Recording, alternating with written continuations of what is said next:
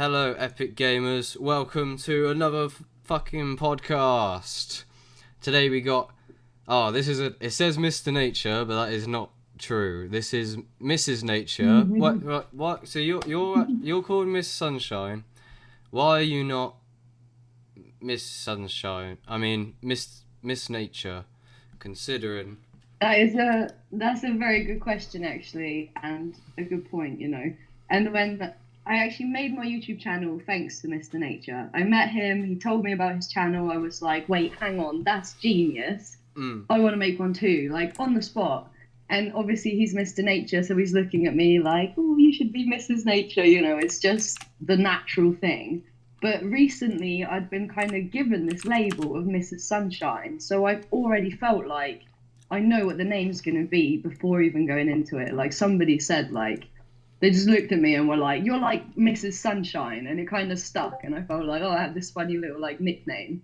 So when it came to it, I was like, I'm sorry, but it's going to have to be Mrs. Sunshine. Because it's just me. I feel like it suits you, definitely. I've just pulled your channel. Yeah. Pulling your channel up and that for everyone to see. So it's basically, I found Miss Sunshine. It's what I said on the other video, on the interview with Mr. Nature, who I just done, which is Mrs. Sunshine's significant other. And so I found Mr. Nature through Miss Sunshine originally because I was just searching when it was season back in October of this year, 2022, on the internet about how to find Liberty Cap mushrooms, because they just grow like fucking everywhere. And they're not that difficult to find. So I was looking for direction, and that's when I found Miss Sunshine's videos. And then I went down like a rabbit hole of her channel, and it's a bit of a madness. And then I also found, because Mr. Nature's in all of her videos, so I found his channel, and his channel was blowing my mind, and Miss Sunshine's was blowing my mind, and now, after doing the spontaneous call with Mr. Nature, I'm doing another one with Miss Sunshine, so that's it. I was just pulling up the channels and that. But yeah, how are we today? Feeling really good today, actually. We were both saying earlier, actually, we're both in a really good mood today. High vibes, feeling the love flowing. And I was really excited. I really loved your and my partner's interview yesterday. So I was really excited that you wanted to do one with me. And I've never done this before, actually. This is my first time. Yeah. So I'm nervous and excited simultaneously, but super happy to be doing this because I love that you actually found him through finding my channel. And I'm just excited to be here right now, honestly. Let's see where this goes. I'm excited to share whatever it is that's supposed to come through. 100%, because, I mean, I was saying, I want to do it more than you, probably, but you was so excited to get on here as well, and because yesterday I was speaking to you after we ended the podcast, we ended up, me and Mr. Nature was talking for a good hour, and then Miss Sunshine comes on, and we was resonating, and I feel like all three of us are actually, I get happy just talking. I was like, this is I had such a good time last time. So, but yeah, we were talking where we left off, and what I originally said to you, is that when we was speaking off camera, we started talking more about the lifestyle of what you've done. You said to me, if you're willing to go into your story, you basically walked out of your hometown, England, and you pursued a life of freedom and eco-village nature, which is something I dig deep on a lot. And because I've been looking at other cultures and I've been thinking what's going on, why aren't people aware of it's not particularly the only way to go about things is to live on this grid, and the benefits to some of the situations you've ended up in, living in health and freedom in some of the most mad, because your channel and Mr. Nature's channel has a kind of vibe of Dakota of Earth, I say a little bit, where it's you're always traveling, you're always about, you're always finding cool people, cool animals and shit, and just vibing, waking up in hammocks on mountains and that. And I'm like, I just want to hear about that, if you don't mind, first of all, because I feel like people want to hear, because you were saying some places are like so easy to survive because of like the nature of the fruit that just grows everywhere. Like, where are these places? Some of them literally look like heaven on earth. So to start with, I was living in the UK, like you say. I wasn't born in the UK. I was born in Poland, but I grew up in the UK. I moved there at the age of 9. I was there till I was 20 schmeh. And then, like, as you do in the UK, raving, festivals, a lot of drug use, drug abuse, going wild, as you do. And I started to see, like, my friends and my life take a certain path that was kind of dark and, like, addiction and stuff. And I just looked at it and was like, I don't want that. And I was also being given the opportunity almost to, like, get a flat and, like, almost settle into the UK. And I was like, I didn't want it. Life was like, here, take a flat for free. And I was just like, nah, something's telling me no. And I had this feeling like I didn't know what was going to happen, but I knew something was coming. And I really wanted to travel. I didn't really have much money, but I wanted to travel. And I met a guy who also had the same feeling of like, let's get the fuck out of here. And I took a look at him one day and was like, let's leave. Like, we just, the money we have, it's not a lot. And then we told our friends also, like, who wants to join? And one girl, a friend of ours, was like, I'm coming too. So suddenly we're 3 people, like, very little money. And, like, just imagine everything you have in your room, you pack it down into, like, a single suitcase. So, like, you give away things like clothes and shit, or you leave stuff at your mum or your dad's that's not so important. And you just pack, like, bare essentials thinking, I'm never coming back.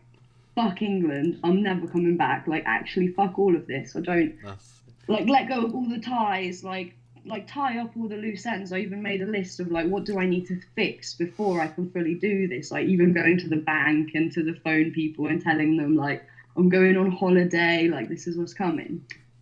And then just one day you book a flight, and the thing is, in England, it's so easy to leave England financially wise that it's cheaper to fly to Spain than to like get a train to London. Literally, the flight ticket costs like 20 quid each for like from EasyJet or something to go from London Stansted to Malaga, which is south of Spain. And if I wanted to go from where I was living into London, it would have cost me like 70 quid to get a train. So like travel within England is crazy expensive, but to just get the fuck out is fairly cheap. So we start with Europe because like that's, you know, within what we can handle financially and stuff. If you want to go Asia and stuff, you need more money up front to like pay that flight cost. And then you're thinking visas and shit. So fuck all that. Okay, Europe. We get there. You don't really know what to do. So before you go, you kind of research a bit. What communities are there? What kind of things am I interested in that I might find? Which kind of places have like-minded people? Like, where are the hippies hanging out? What like communities are there? Also like work away and different things where you volunteer yourself. You do a bit of this and people feed you, they house you. So you start getting ideas. So you don't necessarily have to have a plan of like, I'm going here and I'm doing this and I'm going to live there. It's more like, roughly, there's things going on here that I can like be interested in. So we go. And you don't know where you're going to live even. You don't know how you're going to survive. It's like crazy. So you have to have this like immense trust that everything's going to work out. And obviously at times that's like hard, but then you get there and it's like opportunities are just presenting themselves at every turn. You arrive and somebody's like, oh, I've just got like this teepee or something, I need to take care of it for 3 weeks, would you want to like move into this teepee with me and help me like house sit for this family? So first 3 weeks you're in a teepee and you're like 5 minutes ago, I was with my backpack feeling a bit like, fuck, where am I going to spend the night? And now I'm staying in a teepee. I've never fucking lived in a teepee before. Now I'm living in a fucking teepee. And it just kept happening like that. And this was like from the very early stages of my first travel with my ex and our friend who came with us, the 3 of us. And we just like went along like this. Like maybe you get kicked out of a place and then you're like, shit, now what do we do? And we're walking along again with your backpack, again, feeling like back to square one. Where am I going to live? And then I bump into this girl, and she's on mushrooms for the first time. And she looks at me, and she's like, oh, you're so beautiful, dreadlocks, and like talking to me. And I look at her and I'm like, oh, right now, like, we don't know where we're going to stay. Like, 'cause she says, oh, it's my first mushroom trip, this and that. What are you guys doing? Like, have you just arrived? Because we've got all the bags and we're like, oh, no, we've just been kicked out of that place. So right now, we're not sure where we're going to go. And she's like, oh, but I've just moved into this place. Maybe you want to come and move in with us. And it's like, again, like it took a moment of me being like, fuck, what's next? And then you just take the next step and take the next step and it's right there. But people don't believe that. People don't trust that. Like you could say this, I've said this to my friends thousands of times, and you've got the ones that just grab life by the balls and go and experience it for themselves and have basically the exact same experiences, but in their own way. And then I have the friends who talk about it, they want to do it, they like the idea, but they don't fully trust that it's as easy as it is. Because people think, like, I need to have money, I need to have this, and like thinking that you need to have a backup plan. But when you put that out there, it's like you're already preparing to fail. You're like, it's not going to work out, and I'm going to need this and I'm going to need that. If you put all that aside and just go, I'm going for it. I don't know what's going to happen, but I'm just going for it. And I know it's going to work out. That's the way to like, that's the attitude you have to go into it with.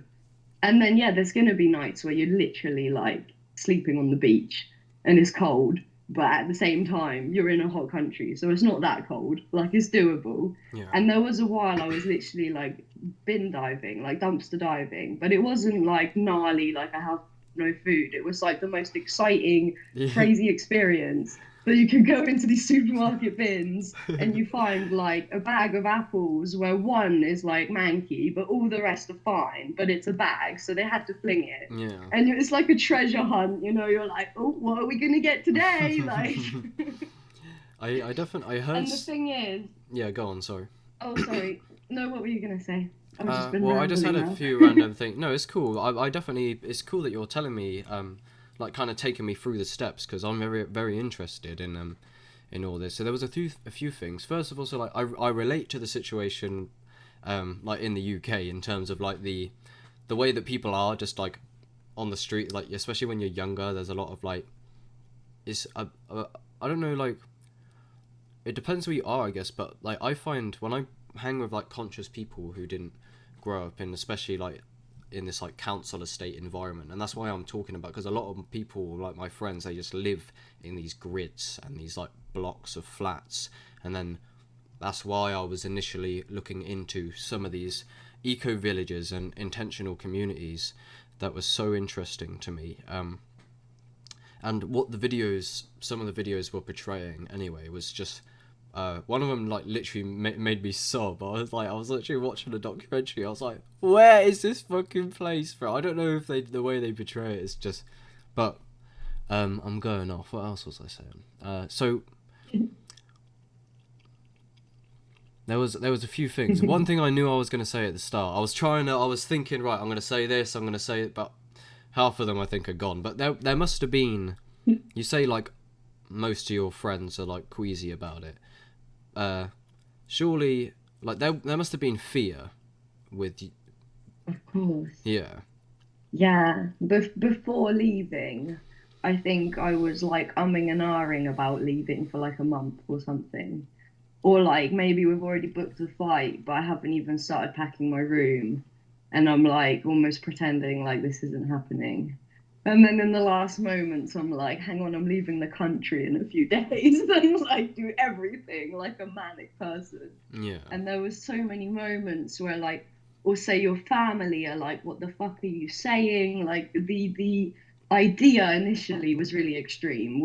Me and my ex, we were both like, we don't want to be here anymore. We're never coming back. Like why would we stay in England when we can just live like basically for free in a hot country? And like the idea of like weed is cheaper, food is cheaper, sun is accessible all the time. It was like ticking so many boxes. And then actually, I remember a moment like me and my ex are laying there and we're discussing like, should we do this, shouldn't we? And he was like the one trying to persuade me almost. And then you played this one song, like it's called "It's Come Away" by Intin or something, and he's singing like come away from the Babylon, like get away from Yeah. that shit. And that song just kind of like hit me like a ton of bricks. And I think just hearing those lyrics in that moment was like the exact perfect thing for me to be like, why am I even questioning this? Yeah. Like, why am I even like debating? Oh, I'm a little bit worried or nervous or afraid. Like, fuck all of those worries. Come away from the Babylon. Let's go. That is the best thing I've ever Let's heard. go. I'll definitely link that song in the description. Yeah, I've heard a lot Do of you know people. the song? No. I definitely would like to hear it though. Yeah. So I'll go. I'll find it. But I've heard a lot of people and even more so like refer to it as Babylon, and I don't know. Like, do you mind like So oh yeah, the thing I was gonna say before I remember now was like, so you were saying that people like I've heard other people talk about the same thing where it's like you just get the food from the outside of the shops, and I actually work in retail, in like a grocery shop, and I hope to get away from Babylon, but that's besides the point. Is that I throw out loads of waste, and you have to throw it out, and a lot of it is literally fine. There's nothing wrong with it. People are like, oh, but it's literally a fucking every day out the back of like the vast majority of retail, like grocery shops. They just literally mandatory have to, just because the date is gone on the thing. I don't know how it works up there, but they just throw the like sacks of food that's fine out, just out. So I understand why a lot of it's almost foolish not to. Like, it's such a fucking Yeah.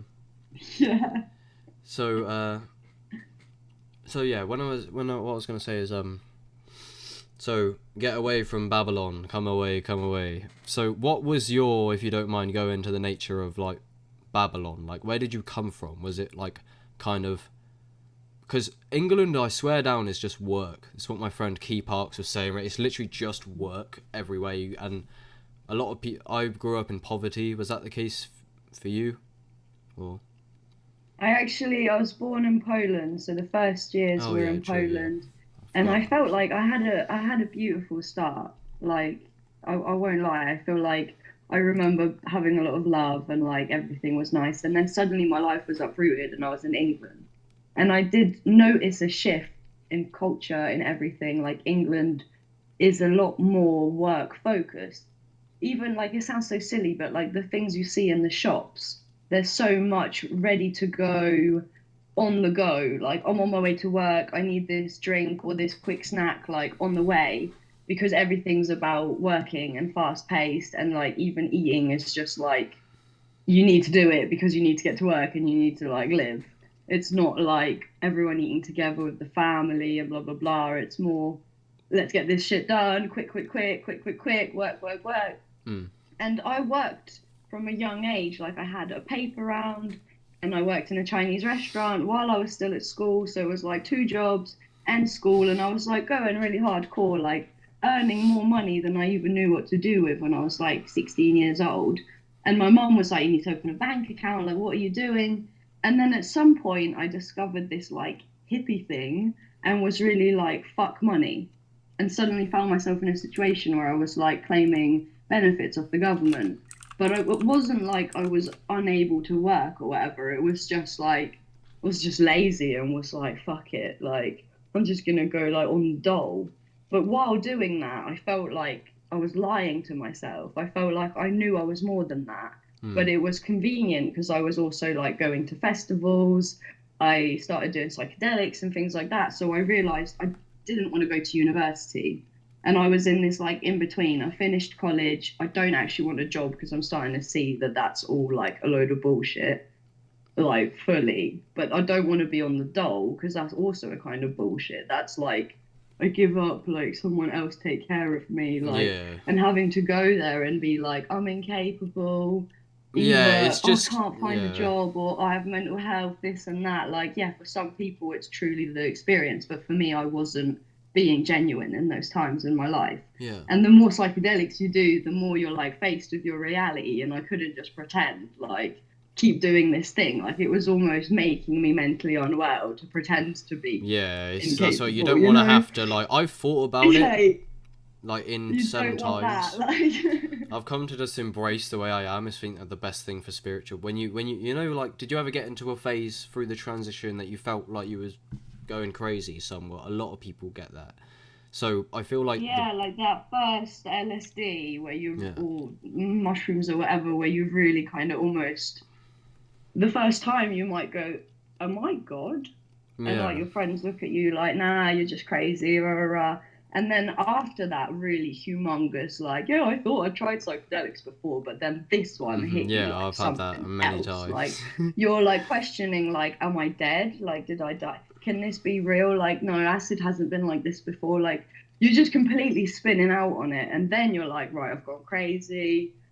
This is never going to end, or this is what having a psychosis is. I'm going in a mental hospital now. Like, and after that really big trip for me, I like kind of had a while off of psychedelics, and was, because before that I was just like munching them all, going to parties, going to festivals, raves, Yeah, ooh, having loads of fun. But like it's a drug, like it's a party thing, you know, it's for a laugh. Oh, I see pretty colors of this one. I like that one. And then you have that like spiritual experience with it, and suddenly you're like taken aback. You're like, I need a while to like process and like integrate and just try to comprehend what I've just been through before I go back into the world. Like, yeah. I know what you so mean. yeah, I definitely had a while of being like, shit, I'm crazy. I broke my brain or something. Like, Because the I reason, took like, too much. trust me, I've been there many times. But like, the reason I asked, I can't remember where it stemmed from exactly, but it was just like, we were on about, like, I find the best way into, yes, because you was on about how you had to pretend back in Babylon that your lifestyle was, you was basically on benefits from the government saying you got mental health and that. So that's when I said, I've somewhat had a look at that path. A lot of people are like, fuck 'em. A lot of people are actually considerably living in decent, like, comfort. It's not for me, and that's what you were saying. It's not, like, it's comfortable, but there's no Yeah. expansion, there's not much growth. You're on, like, minimum money, so you It's can't. soulless. It's Yeah. soulless. That's how it felt like. Um, I'm playing into the hands of the devil in one way or another if I do this. Like, I don't and know. it's just dead. No one wants to put up with that shit. So that's when I was asking you, like, because I was saying, like, oh, I've sought that path potentially, because sometimes I have felt like, am I awake or am I crazy? And what I was gonna say is, I find like the best way to get over that period of thinking you might be crazy is you like you barely have a choice to go back to what was normal. I find if you sit on the fence, yeah, normal. If you sit on the fence and like contemplate, oh, I don't know if I'm crazy, should I get medication, or maybe the West is right, or maybe I'm actually awake.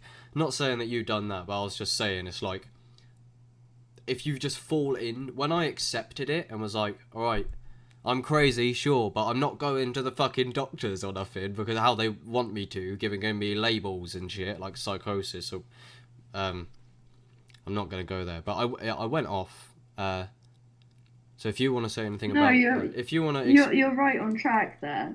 That's totally right on track because people do make that mistake. People, there are obviously cases where someone takes psychedelics and has this kind of experience, and maybe they don't have a friend to talk to, or they just really panic and don't know what to do, and they maybe trust enough in the help of someone who's a professional or whatever, and they yeah, go and say to a doctor, like, I've had these experiences, I've chatted to aliens.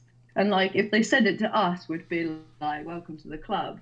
But like saying it to a doctor, they're like, "You either need medication, or that's called a psychosis, or you need to go in the mental health hospital. Like, how can we help you? This isn't normal."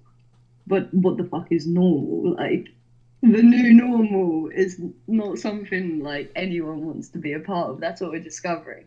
People thought that having lots of money or having the best car or having these nice clothes or doing this, doing that was going to be fulfilling. But what people usually discover, like even the most rich people who have really made it and got everything they wanted, sometimes they kill themselves because actually they're fucking depressed, or they realize that all that money and all that fame and all that didn't actually make them happy. It wasn't fulfilling at all. And like famous people like Mike Tyson or whoever are turning to psychedelics to like look for deeper meaning in life instead of just like the program of like go to work, get rich, get successful, get more and more successful, have loads of money, have a big house, have a big car, and be like, yoo-hoo, I made it. I Yeah. played the game real good, like. Yeah, it's like, well done. You just played into like the same capitalism stuff. I mean, like, I get it. It's better than like taking control is better than like not, I guess, to an extent. But it's just like I know what you mean. It's like the actual, basically, you're sold like a vision that no one questions, and it's basically this is what you're meant to do. Here you are as like some divine being. We put the children through the corridor of the education system, as Alan Watts says it, and then we straighten them out into categories. Then we can, yeah, put them in a box, put them in a flat, no garden, fuck it. Go even if you get a well-paying job, you're still a slave to that location at that time. Andrew Tate has a short, he goes, "It's 9 a.m, dumbass, you better clock the fuck in. Someone's gotta flip the burgers." And it's like, when you're in that, you said you worked quite thoroughly. Like, and I've had a lot of, Yeah. yeah, so, well, like, I've had a lot of history with, like, just them wage slave sort of jobs, so I understand and I resonate with the Babylon. This is why I feel like that original, what we was on, a while back, I've been keeping notes, is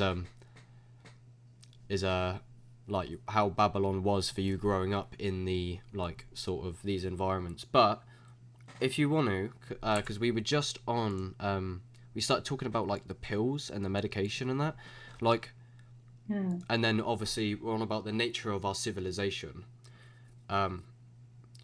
One, do you not think that a lot of mental health labels and stuff is, one, just fabricated by the ideology of our culture, but like our culture creates the disorders because, like, Traumatic has a lyric, he's like, mental health and depression, their side effects of living in an evil society. It's like, I found that a lot of because I had a lot of history with depression, it was actually the roots of it I thought it was me, everyone's told me, but it's actually the culture and the food and the way that people are and the way we live so it's like, I guess the ultimate question is like, do you see how the pharmaceutical industry is kind of full of shit? And then did you have any people who were like victims to the trap of like antidepressants when psychedelics are illegal? You know, that whole tangent. Would you care to go into that a bit? I actually, when I was younger, I remember like learning about mental health things, and it was like new to me. I was like, I studied psychology in college, and you go to one of your first lessons in psychology, and they're like, there's a list like depression, schizophrenia, la la la la la la la, and there's some descriptions, and you've got to match them up. And almost every single person in that classroom is sitting there and starting to spin off on how they can identify with that one and that It's one. weird, So isn't it? suddenly you're like, I'm schizophrenic, I'm depressed, I'm this, I'm that, and you start fucking shitting your pants. And then the teacher actually says, like, it's like she's in your head. She's like, just want everyone to know it's very normal for everyone to experience moments of depression or moments of this one. Like, it's totally normal if you can identify with a few of these. Don't start giving yourself labels of mental health illnesses. And for me, that was like such a big thing because I was just like, what is all this stuff? And like, even growing up in Poland, and I've had this conversation with my mum and my auntie, and like, my mum and my auntie live in England, but they grew up in Poland like longer than I did.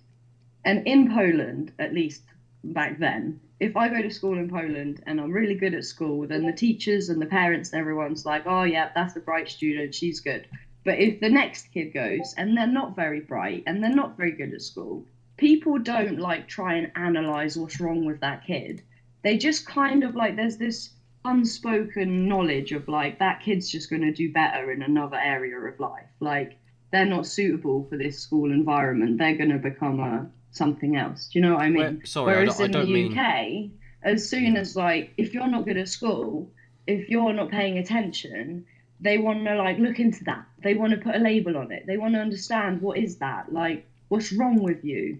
Why aren't you fitting into this box? Like if you don't fit into this box, there must be something wrong with you. So you've dyslexic, or you've got fucking, I don't know, autism, or you've got ADHD, or you've got this, or you've got that. And I have friends who have like recently, like as adults, like 20 something years old, gone, holy shit, I didn't realize I've had ADHD my whole life.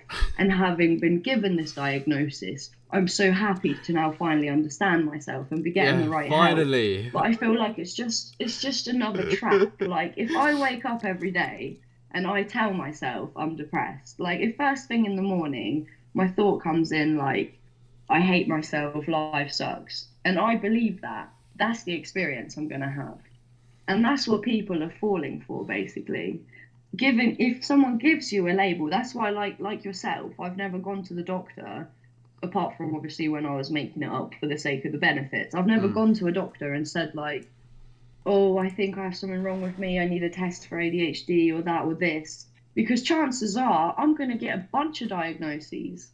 Your average person is on a scale for all of them, whether it's bipolar or autism or that. We're all somewhere on that spectrum. We've all got some depressive moments and some psychotic moments and all that. But if you decide to identify with it and like wear it like a hat, if some doctor tells you you're depressed and then you're like, okay, I'm depressed, and then you go around like, I'm depressed, you're never going to not be depressed as long as you keep believing you're depressed, telling yourself you're depressed, like sticking a sticker in your chest. There's a lyric. This is me. There's a rapper called NF who talks a lot about depression, and there's one of his lyrics.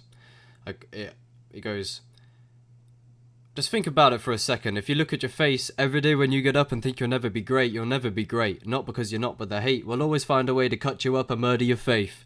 He's like, if you tell yourself that you're depressed, and if you I remember actually, I forgot I used to say this, it's like, if you become so identified with the depression, it actually becomes like your thing. When I was younger, especially, I would like, it's like, it kind of feels like, and I know people now that actually, they don't actually want to get better, like, because they've like actually, they said, I've accepted it's a part of me now, like friends that had struggles and I was trying to help, they're like, oh, I don't really want it to change anymore, it's just a part of me. It's like, because you identify with it so strongly. But it's like almost an addiction to the suffering. It's like I'm yeah. attached to it. I feel like it's a part of me. I can't let go of it.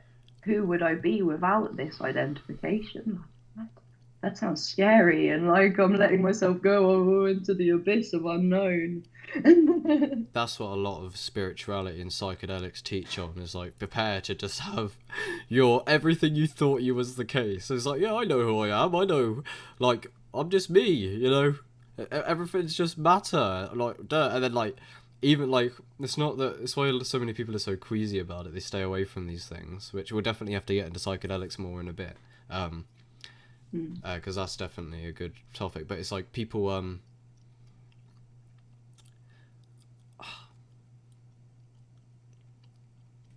You lost your train of thought. yeah, 1 second. Yeah, sorry, I always do that, especially when I've had a joint. So what I was gonna say is that people fuck, I know what it is. My brain is just doing this fucking annoying thing where it just jams. Like, it's so stupid. And it's on the tip of your tongue, like it's right. No, it's like you it's like it. No, I anticipated I was gonna do it again, so it just happened, because it's like a placebo thing. I've been addicted to it my whole life. I just I knew. All right, psychedelics making people great. Oh yeah, so I do. So you're attached to concepts. You think you know who you are and all of that shit. When you take like a big fuck off dose, you will get put on your ass. All concepts will just melt away into some alien. And when you look at the brain scans, it's no wonder it's like feels an impossible experience. It's because your brain has never been in that state. People are like, oh, the brain's only on 20% go power all the time, or like, but so I swear psychedelics literally do that 100% myth that you hear, like, oh, the brain's only on 20%. It's like, have you seen the brain scans on mushrooms? But I don't mean to go. I hate like losing the train. I mean, you can go into that if you please. But what? Yeah, and then we was on about the pills and that, but with the medical. I don't think anyone should take any kind of medication, Yeah. especially not when it comes to like anxiety or depression or SSRIs or whatever. Like the true medicine is in nature.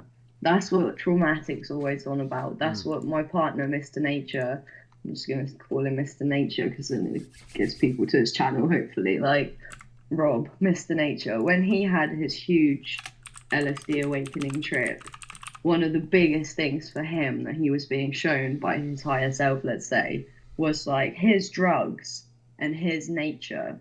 Drugs are the ones that are man-made, that are being pushed, like pharmaceuticals like we were talking about.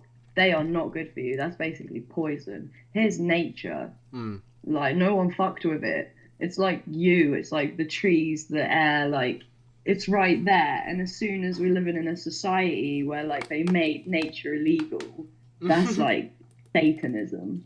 Like if we were to say that God is nature, like if we were just to make that comparison, like if you were to not know anything about God or this concept, like you're an alien, you just came here, you look around, what do you see? Nature everywhere. Yeah. How could you say like that mushroom over there, that one's good, that's food, you can cook that and eat that, that one's nice. Don't touch that one though. That is literally gonna put you in prison if somebody finds out you touched that one. Like, guilty as charged what because the fuck they is cause that about? Like, the mushrooms. They're and that's the true medicine. That's the true medicine. Like the medicine is not in a pill. And the thing with the pills is that half the pills are based on a plant. Like take morphines and like any kind of opiates. Even in the name opiates, it comes from opium. Opium's a poppy. You have so many drugs that are actually just based off of a plant. Yeah. And they extract like the good stuff from the plant. Then they add some other things and they pop it out as pills. And so many people are under the illusion that taking like a paracetamol, taking a this, taking a that, it's become so normal to just for everyone to like take some kind of pill. And that's so fucked up. We should be connecting again to the nature and recognizing which kind of plant can be made into a tea when you've got a headache and this, that and the other, because it's all there, but we kind of lost all that knowledge. Yeah. Which was all part of it. It's part of the fun to like forget all about it and then remember it all again, you know? Yeah, definitely. That's how it goes. Just the infinite entertainment simulator. The young people who are going through their shit. So yeah, it's I know what you mean how it's so normalized. Like I grew up in a household and I ended up putting a video out and I felt like messaging like people who grew up in the houses. Like I love my parents, right, and they try. But there's such a heavy disconnection of what you put into your body, health, mental health, just a like holistic way that you approach your life and your job and that. And whenever you get ill, it's very quick to receive a scary fucking tablet name. And it's crazy how normalized it is. I definitely agree. And then as I was growing up, they kept offering it to me. Like I grew up on pot noodles and like fizzy drinks. And then whenever I felt like not good, I get this pill. And then when you actually look into what it does, so I love my parents, but it's just like, everyone knows this stuff is not that good, but no one actually like investigates the full ramifications of that. And then so I had a short on my channel that was just like, I don't know who made this Babylon shit, but I don't fuck with whoever they are, because the fact that you touched on how psychedelics are illegal and how they made nature illegal. Terence McKenna has something called the Vegetable Drug Act that he wants to bring about, or he did, and he said that there should be a law that simply states no plant is illegal. It's just like that's a good one. That definitely should be a thing. Yeah. But And yeah, it's I've so been backwards. thinking recently, this is super random. So I Yeah, was go. thinking recently, right, about police. And like, the majority of us don't fucking like police for obvious reasons. They just come like, your biggest worry, smoking weed, for example, in some countries, is Yeah. getting caught. Like, that's the biggest paranoia. But then I've been thinking, like, if nature was legal, and then being a police officer, everyone would love the police because they wouldn't be fucking anyone over that isn't supposed to be getting fucked over. They would literally just do their job. They would like deal with Yeah. the criminals that are like murdering or raping or whatever, like people you actually need like sorting out and getting them help. And not like me because I want this one. Like that's my choice. What I do with my body. Like fuck off. Mhm. Sorry, it's super random. But we were talking about nature and No, legal. no, I definitely agree. It's basically like the reason why like the vast majority of the population basically everywhere hates the police is because like if they just done a better job it wouldn't be the case, and people are like, oh, how are you going to bring that about exactly? It's like, well, why are the laws so set in stone where no one can do anything about them for like 50 years? Like, everyone knows this shit's outdated. You can't research psychedelics because they're illegal, so they just shut off this whole thing of reality. And then like, we know the wisdom of the mental health benefits and how they're just mushrooms and there's no toxicity, and they've been used since the beginning of time for fucking spiritual ceremonies and just personal development and okay, the list goes on. And then it's like,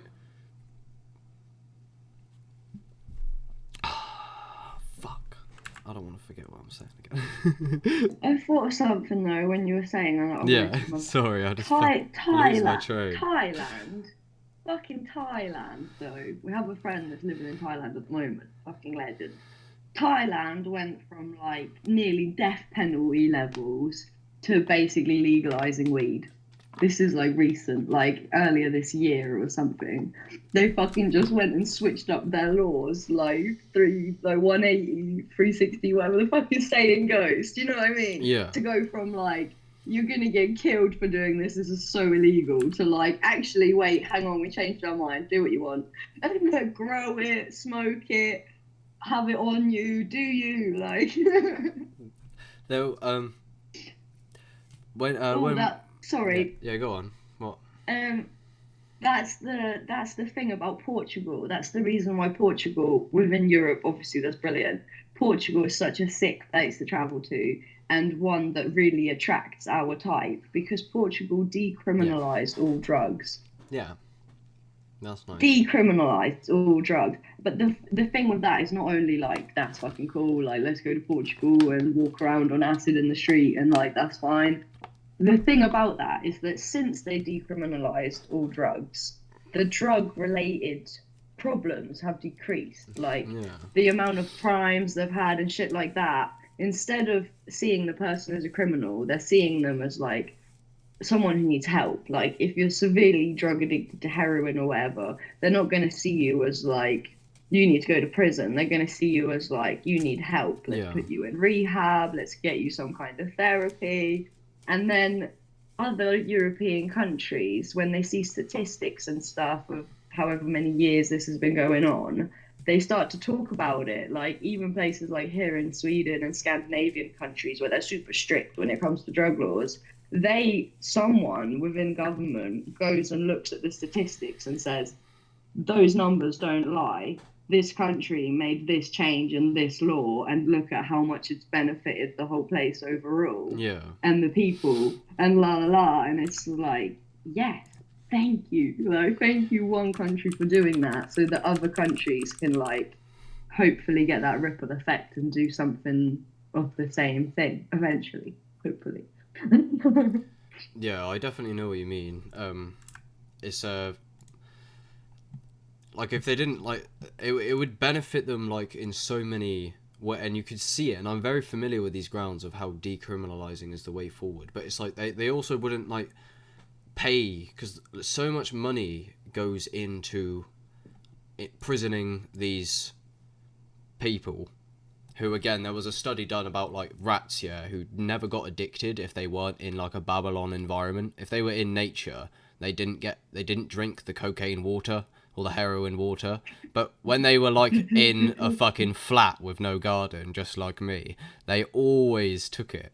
I ate cocaine water. What else is there to do? Yeah. So then, like, and then the police get, like, I often say, it's like they're literally walking around here just taking grinders off of teenagers, aren't they? Just on the street, like, oh, confiscate your grinder. It's like, oh, well, good job, dickhead. Go away. And that's why people don't like them, because it's just weird. And then, yeah, I super agree. I mean, there's the psychedelic revolution or resurgence is ultimately what we're on about. It's like the tide is turning on the way people are viewing these. This is why I'm so passionate, and I imagine you are, like, when you discover somewhat, don't you feel like it's somewhat like your message and your because these things are so important that me and you are at the forefront of this, and we've been saying this shit for ages, and a lot of people think we're crazy and we're not onto anything, but that's, like you said yesterday off camera, it's always, there's, throughout history, as history repeats itself, there's people deemed crazy by the groupthink of society, and they always end up just being ahead of their game, like a lot of them. Yeah, we were talking about that yesterday, I remember, yeah, like Einstein or whatever. Imagine him as a kid, everyone's pointing fingers at him, like, that's a fucking weird one, like, what the fuck's wrong with that one? Like, think he's crazy, until one day they're like, he's a genius. Yeah. But in the beginning, like, that's the thing also, like, being brave enough to step outside of the box, both, like, literally and, like, metaphorically in your case. Like, it is a thing about bravery, but more than bravery, it's a thing about trust and faith. And it's the same with psychedelics as it is with traveling, I would say. Like, you gotta have some big cojones, like you gotta grab life by the balls and be like, I'm willing to do this. Like, I'm willing to throw myself into the unknown. And, like, you've done it with psychedelics, you've gone for it, you know, you've had those fuck off doses where you've just been like, I'm willing to surrender. And that's the kind of thing when it comes to traveling, like, and for a while, like, most of us dream about it, you know, I want to travel. That was me once upon a time, like, oh yeah, what do I want to do with my life? I want to travel the world, I want to see this and that place, I want to climb a mountain or whatever. And then the more that you think about it and start visualizing it and dreaming it, then, like, you that's already happened on some level. It's already in your reality, and you're, like, aligning to it. And when the opportunity presents itself, like, it's go time, life's offering you, like, it's giving you a hand, like, come with, let's go. Are you going to take that chance? Are you going to make that leap of faith? And those opportunities are coming up for people all the time, but oftentimes we're too afraid, or we're telling ourselves, like, excusing ourselves reasons why this isn't quite the right moment, or we'll do it in a week or in a month, or we'll just save just a little bit more, or it isn't quite the right time because COVID, because blah. That was something that I absolutely loved about traveling during COVID, and then putting videos on YouTube, and, like, you're being told it's like this, but here I am literally at the airport, this is the date, and here's the fucking situation. Yeah. Like, Yeah, literally, that's what Andrew Tate was like. He says, like, when they locked down, I just got on the jet, and he just, like, and he was just, nothing changed for him, like, at all. It's just like, I just left when they locked it down. All right. So the freedom of traveling, it's like, again, the way that Andrew Tate, I don't, like, advocate Andrew Tate fully, but I've watched a lot of his stuff, and he says, like, you don't want to be tied down to a particular location. Like, I don't know if I want to own a property, because it's just yours then, and then you're tied to it, and then you can get in shit for it with the government, and as soon as you piss the government off, it's not yours anymore. So you think you're free, you think it's yours, but it's not. But yeah, what you were just saying about the leap, that was very good, actually. About, yeah, you hit the nail on the head. It was like, there's so many opportunities, and I see this with so many people, like, they have limiting beliefs, like, I can never be a rapper, you know, I probably, but they don't even know, they haven't tried, and limiting beliefs is just such a mad filter. People don't understand how heavy it weighs on, like, you just, and then, yeah, it's like, I could see so many of my friends doing so much more, but a lot of them are scared to be their authentic self. So me and you just talking openly, as you're like, you might not want to do it all the time, but you have faith in what you're doing here, and that's exactly the shoes I'm in. So it's like people just they miss opportunities because of fear, and I could see people being so much more than they are, but they're scared. And again, another thing of our society potentially causing the depression. I heard Conor Murphy say once, like, expression is the opposite of depression, and because there's you know how there's like some stigma or like unspoken word, you know how people just don't express their feelings and don't really express their authentic, like, if I express my authentic self, I have the concerns of losing my job, of my channel, of everything. So symptoms, that's what I was saying. I felt like my depression and that a lot is like, I find it struggle to blame myself because of this culture. Is the way I grew up was very toxic, and these aren't really mine. But yeah, I don't mean to go off. What the fuck? What was he on about? No, it's not. It's not the ideal environment, obviously. Like, that's not how it's supposed to be. And if you ever do any psychedelics inside of a room or something, sometimes you can get this feeling, like this dystopian, like, why am I in a box? Yeah. Like, this doesn't feel right. Why are any of us living in boxes? Like, what the fuck? I'm not like a package being sent somewhere. Like, I should be out in nature, like you were saying, like that dreaminess of waking up in a hammock in those mountains. Trust me, that felt like fucking living the dream. And something I noticed when you were saying, like, I can see so many portals opening up of where these conversations could go. Yeah, like, I know. You mentioned something, I think of something to say, then you say something else, I forgot that one. But then I forget all of them. And it keeps flowing. That's why I've been trying to like, keep notes the whole time. For hours, like, we just go on for hours. We could do this again, like, we could make this a weekly thing, because I just feel like it's infinite. That's the thing. Yeah, I would. It's infinity, like. The thing is, I'm definitely like willing, because like obviously this is the first time. I've never done like extensive. Not that like I was assuming that you was like necessarily up for, but I would definitely like like if there's good conversations. I think it's awesome, and it's good. People love listening, and I felt like this one's definitely being a good one so far. But. Do you notice in the beginning you feel a bit like nervous and a bit like, and then like you like forget that at some point and it just feels effortless. You just start like flowing.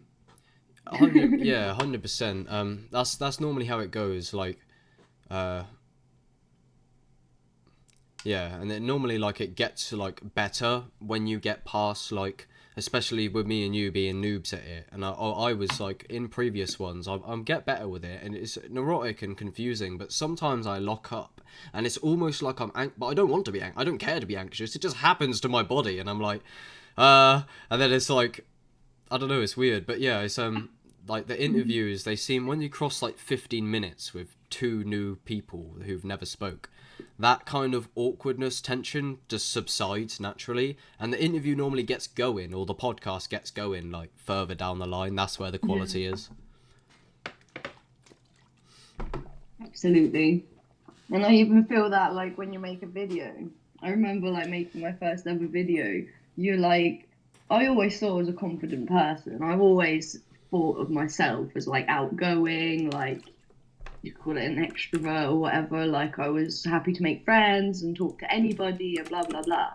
And then I'm like, yeah, I could film myself and talk to the camera, easy, you know, whatever, you think it. Then you put the camera there and you go to speak to it, and suddenly I'm feeling like shy and like giggly, and I don't know what to say, and I'm like, can we make it stop now? Like, can this be the end? Like, and there's still moments to this day, like I started my channel like 2020, I think, and we're at the end of 2022, and there's still moments where I put up the camera and I have this initial like, hi, it's me. How do I normally speak words out of my face? That's why like, I know this is just like sort of irrelevant to what we actually, but like I feel like people resonate with that. So my channel wouldn't have happened if it wasn't for a trip. Because I tried to make like an intro video for like hours and hours, and if you looked from my camera roll, you'd shit yourself. Like the way that basically it's like, it was like I'd get the camera out, and like you say, sometimes I'd look, but I had like a block that was removed, this like limiting belief by the psychedelic, and when I picked up the camera on the psychedelic, it was just bang, bang, bang, bang, bang, and that's how I actually got the ball rolling. My first few videos were trip reports, because that's the only thing I could do. But when I was sober, I'd get the camera and fucking be like, I'd try and like talk normally, and maybe I'd get one like good 2 minutes, and then I'd like stutter and go, oh fuck, and then I'd try and like do it again, but then I'll be trying to remember what I said, and then it's just like I cannot do it. It's weird. The first one, if it doesn't go exactly 100% correct, then you're like, fuck that one. You literally feel like, no, that I fucked it. Then you want to like get rid of that and try again. But then you're like, but I started it good in the beginning. So you're trying to remember like how you did it the first time to do it the second time. I've done that before with a video, and it's like the third or fourth attempt.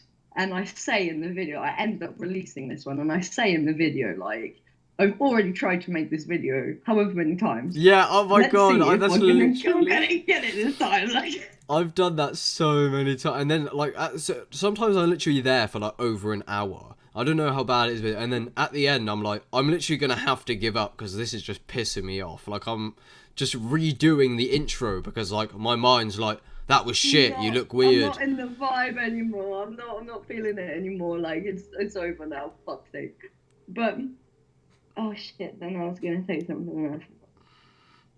Yeah. Oh yeah, you were talking about bringing it back to psychedelics naturally. You spoke about like the psychedelics like kind of removed that so you could just make a video. When I started to travel, like this is going back, like me first traveling, and these things I was saying, like magic happening, like I don't know where I'm gonna live, and then suddenly I know where I'm gonna live, and it's super cool, and then the next place ends up being more cool, and it just like these kind of magical occurrences of like, it felt like I was speaking reality into existence. I was like, imagine if we could just do this, and then that opportunity presents itself. Like, imagine if we found a community where we could volunteer, and then we hitchhike, and like literally the next thing that happens, hitchhike, get in this car, chat to the person in the car, and they tell us about that community that we were just discussing trying to find and how to get to it. And you're like, what the fuck? And that was when I started to think about making a channel. But I didn't think of it as YouTube. I was just trying to like make sense of like, how can I like make this like vlog or something where I capture, like make little videos or photos or posts, and I share it online for people to see. Maybe they can donate and help me in my travels, because I'm gonna show them that magic is real. That's what I want to do. Like I want to be able to somehow share this with the world, because it's so mind-blowing that I just want to scream from the top of a mountain, like, what the fuck? Yeah, literally. This is real. Everyone needs to know this is real. And then I meet Rob, like, you know, time passes, and I meet Rob, and we're on psychedelics all the time, whatever. And then he tells me he has a YouTube channel. He like, that's just happened in his life. So he tells me that. And I look at him and I'm like, what? You're on YouTube, like that's cool, like that's pretty cool. And then he explains it to me and how like you can start getting money and stuff, and I'm like, hang on, what? Like I didn't even understand like how YouTube works. Like I could just make a channel now and I could be a person on YouTube and I could potentially make money from it. Like that's mind blowing. And like I've told that to friends since, and they've been like, what? I didn't even realize. Are you serious? That's so cool. So is that what you're doing? And I'm like, yes. And like, you could do it too. Yeah. Anyone could do that. So as soon as Rob told me, like, he has a channel, it's called Mr. Nature, and we're on acid having this conversation. So I'm already trippy, you know, I'm of the vibration of like higher mind. And he tells me like he has this YouTube channel, and I'm instantly like, I want to make one too. And I know the name. It's going to be Mrs. Sunshine. Like that's the name I got given at the beach like a week ago or whatever. Yeah. So let's do it. And like, can you help me? Like we make it right now on your phone and like set it up and make the name and everything. And then like, should we make the first video? And cause like I'm on acid, so it just felt like bam, bam, bam. There wasn't a block of like anxiety or nervousness or like self-conscious. It was just like, I want to do this. I'm going to do this. I'm doing this. It's happening. I'm uploading my first video. Yeah, it's good that, so there's a two, we definitely resonate on that bit quite, but yeah, I know exactly what you mean. Yeah, I like your, you say you want to like show that the world that magic is real. And I resonate with that also, because this is why I started the podcast with the Eco Village question, same with Mr. Nature, this is not the end all be all. This boring room. There is literally, I say reality is magic. It's hard to see it if you're just heavily integrated into the West and just a cog in a machine. But the reason why I love your guys' channels and why I said it's somewhat like Dakota of Earth is because when you really get out there, in combination with the spiritual lifestyle, health, and psychedelics. This is what Terence McKenna said at one point. He was like, they lied. It is magic. Reality is magic. And it's like, you could cultivate, like, you're literally living, yeah. People think, oh, what you on about? It's magic. It's like, well, you're not waking up on a hammock on the top of the mountain, led by some fucking psychonaut guy that said, come live here for free, after you asked for that. Like, you were like, oh, I wonder if there would be a free eco village, maybe. Oh, do you want to come to our free eco village? Oh, sweet you mentioned. And then you're literally up there eating fruit for free, waking up in a hammock in front of a god fucking landscape, smoking weed, taking psychedelics, doing yoga and with your boyfriend on a fucking mountain, and then tell me reality is not. Yeah, reality doesn't seem magic to you because you hate yourself and you work in retail. Or McDonald's or whatever's going on in your, That's why it doesn't seem magic, but because we suck the magic out. Even that can be magic. That's the thing with awakening. True, yeah. That even in the state of the worst possible imaginable situation, a guru is happy anywhere because he discovered that inner world, and that's a part of it as well, I guess. So had it not been for all the psychedelics and stuff, I also went through phases of depressive, blah blah blah. I fell in love with this guy who I thought was really cute. This is back when I'm 17 or whatever, in high school, college, and he was super depressed. And through fancying some depressed guy, I fell into this depressive thing of oh, depression's cool.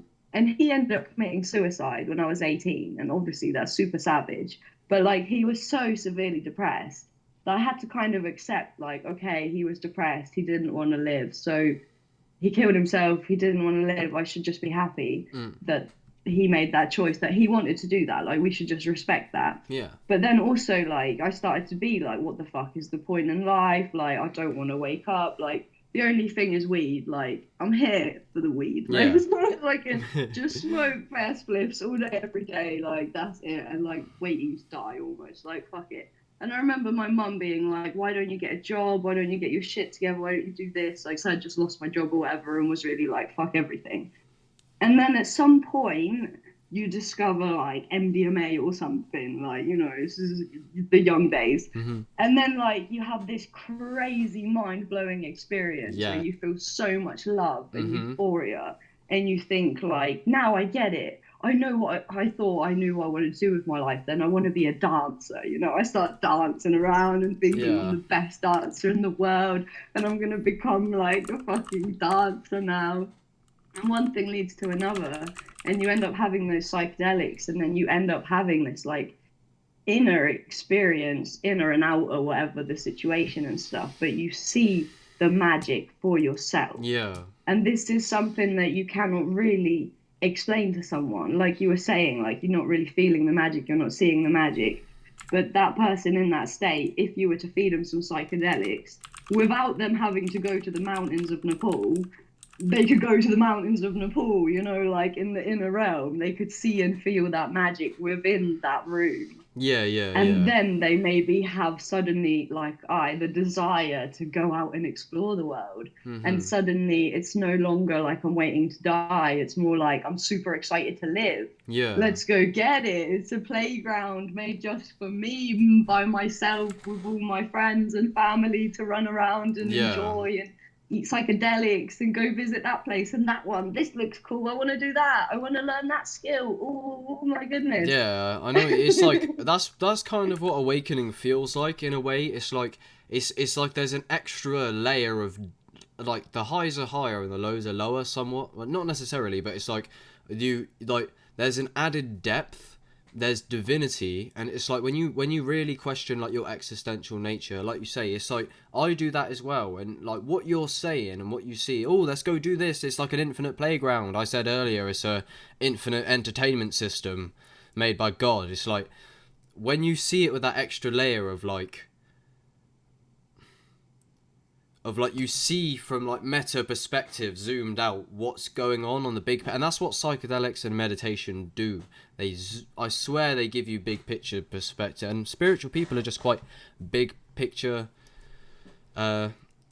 people. We're very open-minded. It's very different when you integrate with spiritual people, because they're like, I noticed with some I met up, they're very conscious about the way they talk. They're like, oh, I didn't mean to like assume this, or like before I got you on I was like, if you're uncomfortable, it's like there's extra, yeah, I don't know where I swear It's I like probably, yeah, you wanna like take care of the other as though it's yourself. You yeah, start to recognize that, like, if I'm a dick to you, I'm ultimately just being a dick to me. yeah, So if I'm loving and kind towards that one over there, it feels good to be kind.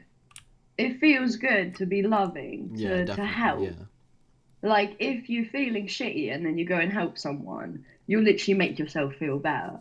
Like, it's actually just nice to be nice. Like, yeah, it should be. now I've lost It the is train of pretty, thought. yeah. So I actually I took a note when you're talking. So you said you actually see the magic for yourself. Now there's an interview that was like 1970 or probably before. I don't know. I think it was like some war or something, but some like housewife like lady of kids in the West. They took her in on an LSD experiment, and she's there going, "Can't you see it? Like, it's moving through me," and like, so she's like, I can see the air and she's like, I feel bad for you, like, because he's there, like, That's, he's yeah. sober, and Not understanding. Yeah, yeah. she said that he was the only thing that wasn't like added up in the, like, everything's magic, and he's there like, well, how does it feel? Tell me about it. Give it a label. And she's like, fuck off, you're ruining it. I'm literally enlightened right now, and you're fucking trying to interview me. I just remembered something I was gonna say. Yeah. We've been talking about psychedelics so much, naturally, like that's how Mhm. we like it. But then for a moment there, you mentioned meditation as well, and that's I just wanted to bring up. Like, we talk about psychedelics all the time and Yeah. stuff, but psychedelics and meditation, like, you could say they're like same. So Hundred someone percent. who's perhaps not feeling the psychedelic vibe, that's Yeah. not what they're about, but they are intrigued in what we're talking about, and this is like fascinating for them. Yeah. You can just sit and meditate yourself to psychedelic states. Like, if you Yeah. smoke DMT externally, or if you breathe for 45 minutes or however long you need to your own natural DMT production, it's the same DMT that you're experiencing, and it's internal or external. Like, you don't have to take drugs. These are Yeah. plants. We're talking about plants, but you don't need anything external to experience these higher altered states of consciousness. You can breathe yourself there, and breath is the most natural thing, and that's the one that's really important, I think, to get through to, like, the proper, the people who are so far in. Yeah. Like, Alan Watts says that we're like so far out, but the others are like so Yeah. far in. That's it. It's like, actually, we should be like proud of those guys. That's God, in that form of God, decided to go into that experience of so like hardcore forgetting and like really getting lost in it so Yeah. much, Yeah. while we like dabbled in it, but then like we're like, okay, we're gonna remember who we really are again. Like, Yeah. Yeah. So like in terms of like the natural high, so like this is an interesting point. I know, to be fair, the most breathwork I've done consistently, I've only done like 22 minutes of like 6 rounds of the Wim Hof method. I feel like I should be ashamed. I've had me procreate. I need to get. Why have I not done like a fucking 40-minute like full? I've seen them. I've tried. My mind just takes me away eventually. But what I was gonna say is, so high on your own supply, as Wim Hof says. A lot of people, Terence McKenna, Leo Gura, probably me, I don't know because I haven't done the super breath, but a lot of these people have done it, and it's like, yes, there are absolutely profound states in breath work, and I've been there a lot, especially if you combine them with psychedelics. But the idea that you, I don't know if I buy that you can achieve some of these states naturally. It's the same as smoking like loads of 5-MeO DMT on an acid peak. Like I don't know if you get there through yoga and breathing, or do you disagree? That's the thing. Like the yogis, or whatever you want to call the people, sit up in the mountains and meditate for 8 years or however fucking long they sit up there and meditate. They are at that level, you know. If they're true to they're really sitting there and going within, they are of that, like, high on an acid peak, just smoke some DMT, like, I'm fully. But that's the thing, that psychedelics are almost like a shortcut. You don't need to for 8 hours and go up a mountain and do all these breathing techniques. You could literally just have a few puffs of this one, and it's right there. But the option also is there to do it naturally, because sometimes if you take a thing and then reach an altered state, you can be like, okay, so that was because of that drug, or because I took this substance, then I felt like that.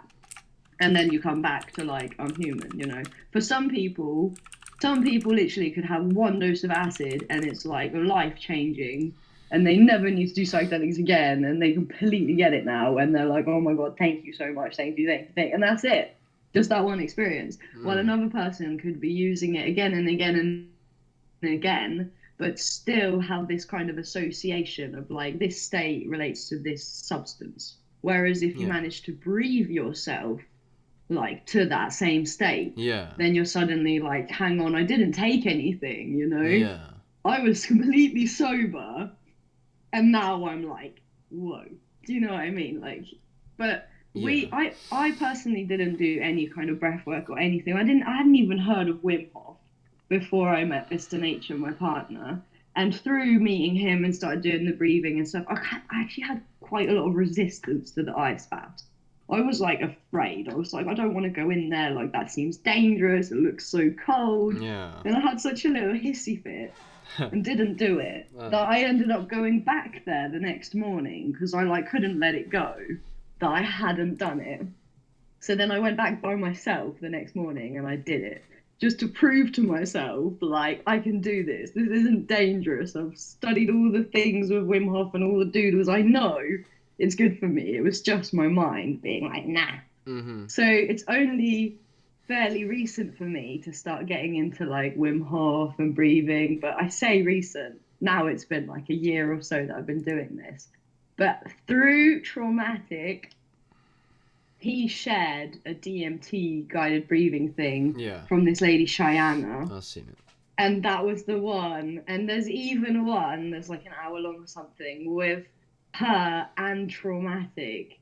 So she's guiding you through, like, breathe in, breathe out. And then when you're doing, like, your breath retention, you have Traumatic being like, you're a multi-dimensional being. Yeah, and it's so fucking sick. Yeah, like, he comes in. That one is like, yes, you need to do that one, you know, because you can really resonate with, like, the Traumatic in there. I know what one you mean. I think it's like there's just like, breathe in, breathe, and then Traumatic just comes in. Never underestimate the power of human consciousness. Exactly, it's that one. It's and, like, first we did, like, a 20-minute one, or it's 35 minutes or whatever. But for the first 15 minutes, she's literally describing breath work and talking about what to do and how maybe you cry, maybe it releases trauma, like maybe you start hallucinating. She's, like, preparing you for the whole shebang. Yeah. And then you do the breathing. So technically, it's only like a 10-minute breathing or a 15-minute breathing, but there's something about it. Like, if someone tells you, do you want to do this 10-minute meditation with me, you're probably like, all right. But if someone tells me, like, do you want to do this 1 hour long meditation with me, I'm a bit like, something in me is like, oh my god, seriously, an hour? Like, are you it's because it's discipline. But like... then when you get into it, and, like, once it gets to the end of it, you're almost like, I don't want to stop. Yeah, literally. Like, I want to keep going. You literally are like, I could do this for hours. But going into it, it's like the ice bath. You're like, no, I don't want to go in the cold water. Nah. But after you come out of the cold water, you're like, I feel amazing. You feel like Jesus Christ walking on water, like. It's like a flow state you have to get into, and it's like after, for me, it takes like maybe 5-10 minutes. It depends. Yesterday I was on Mr. Nature doing the podcast, and he said close your eyes, and I was already at like the center of a massive meditation. I was like, holy fuck, that does not normally happen. But yeah, it's when you're in there, you're like, I don't want to be anywhere else. Meditation is so powerful, and when you get into them blissful states, and it's just euphoria, it's no like, and then people think it's crazy over here a bit, and we wonder why there's so much mental health. Is when I told my stepmom, she was like, "Are you okay?" Because I was like, I was waiting for her to unlock the house. I was like locked in the garden, and she's like, "Are you okay?" Because my eyes looked weird, and I was like, "Yeah, I was meditating. I was like 14," and she was like, "What? What? What do you mean? You're crazy." Worried about you. Like, she seemed she Why are you seemed to doing that? look that way anyway. She didn't actually explicitly say it, but she seemed to look at me like I was a bit of a nutter. Yeah. I've had that, like laying meditating under a tree, and I was doing like a guided meditation to find my higher self, and I'm about to have a chat with my higher self, and then my mum starts ringing because it's like raining suddenly or something, and I'm out with the dog, and I'm like, "Mum, are you my higher self?" Like, and she's like, "What? Where are you? It's raining. Like, what? You're out with the dog in the rain?" And I'm like, "I'm meditating under a tree, and the dog's fine." And she's like, "Come home." I know. What do you mean? What the Stop. fuck? Like, why out in the rain? And it was like the tiniest bit of drizzle. Yeah, well, people are quite queasy. Like, I don't. Yeah, are you aware? Because there's so much like stuff of you like barefoot on your channel, Yeah. and or like grounding they call it as well. I do it quite a bit. Around here it's just rough because it's just an alleyway grid, and there's like no nature at all. The only nature there was some fucking government entity come out and sawed off all of the branches because it was deemed unsafe. So now you just got logs in the ground. There's like 3 in the middle of a airfield, and that's literally all we get over it. So and then again, it's like you wonder why so many people are not. It's like, but what was I saying that? Yeah, so I go over there like barefoot, and someone asked, because I work in retail, one of the customers who doesn't really know me, he just knows my face. He saw me walking barefoot in the field, eating fruit, and he was like, "What the fuck are you doing? Are you really that bored?" It's like, and then I made a video about it going, why do people judge this so much? Like, if I was on my phone, it's okay, but if I do breath work, everyone's like, "Are you okay?"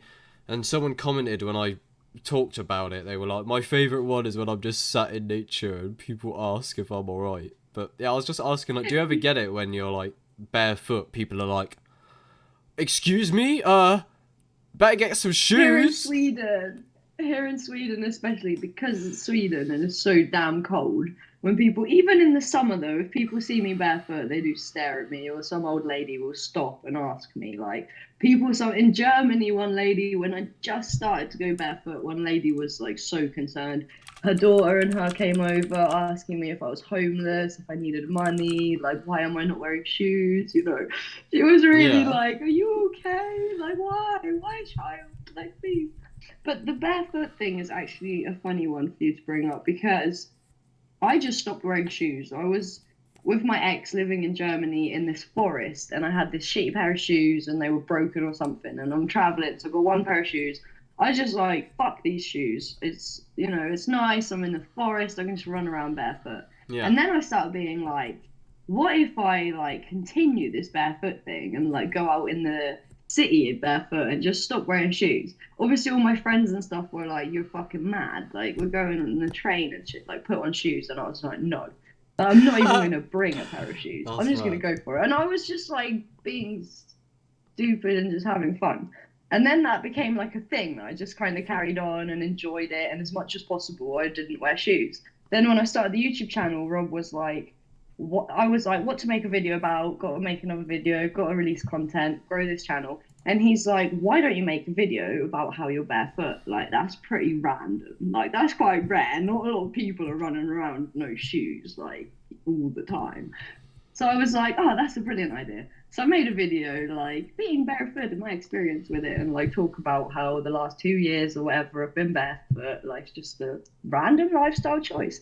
And that video was one of the first to like proper blow up of my videos, like more than any other video I'd made. And I was like, okay, this is a thing now. So Rob was like, make more videos about being barefoot. It seems to be a trendy thing. So then all of a sudden I was like making a barefoot video every week or something, like barefoot Yeah. update. Like now it's October here in Sweden, getting cold. Now it's November. Now it's December. Gonna try and go in the snow. And like I knew it was getting likes. I knew it was getting a following from like creepy foot fetish guys and people Yeah, yeah. genuinely interested in barefooting and whoever the fuck wants to see bare feet related stuff. But I was just milking it, you know, I was just rinsing the fact that Yeah. this was getting me subscribers. This was getting me to where I needed to be to get the channel verified and just expand it.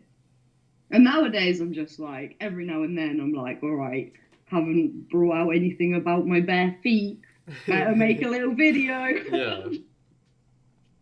Yeah, it's definitely very interesting. Like I've heard like people say grounding is good, just in terms of like being in touch with the earth is like because you're so like disconnected somewhat. And I was watching a video on like you can buy like these weird feet shoes that are like you put your toes through and then there's so much like evidence literally that just being barefoot is a lot better because we domesticate ourselves in so many dimensions. I imagine, like, I swear at one point, yeah, like, my sister was saying her mate does, like, the same thing. Your feet must be, like, pretty fucking... Look, Huh. yeah. It becomes like the bottom of a shoe. Yeah. Like literally, it's like leather, but it Yeah. doesn't even look. It just looks a bit dirty. But recently, No, I've I been know. wearing boots and stuff because it's obviously winter. It's like below. It's like minus degrees all the time at the moment. The last few days, since 2 or 3 days, it hasn't gone like above zero. So it's like I'm wearing shoes. Yeah. But sometimes I'm like, yeah, fuck it. I'm only going over to the bin. I'll just run there barefoot and back. But like in the beginning, I literally was like, every single step is painful. Like if Yeah. there's stones or this or that, like your friends are miles ahead, and you're like, Yeah, literally. why am I doing this to myself? Like this is fucking painful. And some places it's like easy, and then you reach a place with gravel, and you're like, oh my god, it's my worst nightmare. Yeah. Like how am I gonna walk across this path? Like holy shit. And then after a while, your feet just get hard. Like anything, like you know, men who are like laborers or something and they're in their 40s or whatever, they have Yeah. really tough skin on their hands and stuff. Like that's like the bottoms of my feet basically. And like I've heard a story, like I've just heard this, you know, it's word of mouth, I'm just passing it on, but supposedly Nike, like Nike the brand, paid some scientist or whatever to go out there and discover like the best possible shoe. Yeah, I've And heard the this. guy came back with like actual evidence is no shoe is the best shoe. And they were like, all right, we're not going to release that information. Yeah, 'cause That's not going to get sales. Like, I was getting loads into parkour and they said just that, is that your foot is actually designed for this activity. So the idea that you need to, it's just a Yeah. culturally conditioned, like, and then I had loads of people call me weird. I had like a child go, "Mum's weirdo," and I'm like, everyone is so conditioned. And people are so concerned about the wrong thing often. It's just like everyone's concerned for you because you're not wearing shoes. So I have a funny story. It was a mushroom trip. So the mushrooms again just removed some like limiting barrier for some reason. And I was at my mum's house and I thought, oh, I need to get money out. And I just ran out the door. I was like, fuck the shoes. Fuck it. I just went to the garage. And as I was walking, fucking raving on mushrooms in fucking God consciousness, that these girls, like, that are just sat out the front of their house, like, some of them are, like, adults and some of them are, like, children. They're like, excuse me, where are your shoes? And I was just like, they're at home. And they were like, are you on drugs? And I said, yes, always. And then I just started fucking dancing and like, with my feet on the pavement.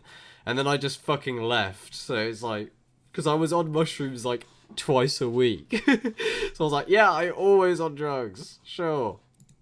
But that's perfect. Those kind of things, I actually love that. It's like you're just breaking the bubble. I don't even know the right terminology for this, but it's like a frequency shift. Like those people are in their own little bubble of like, this is normal life, this is what's happening. And then this crazy motherfucker runs into their movie, like high on mushrooms, literally, barefoot, and they're Yeah. like, hang on there, where are your shoes? Like, for them, it's like this trippy elf. After you ran away, they're like, did that even happen? Like, are we the ones hallucinating? Did I I know, take yeah. something? Like, I know exactly what you mean. Like, I think what that is, yeah, this is quite an interesting thing.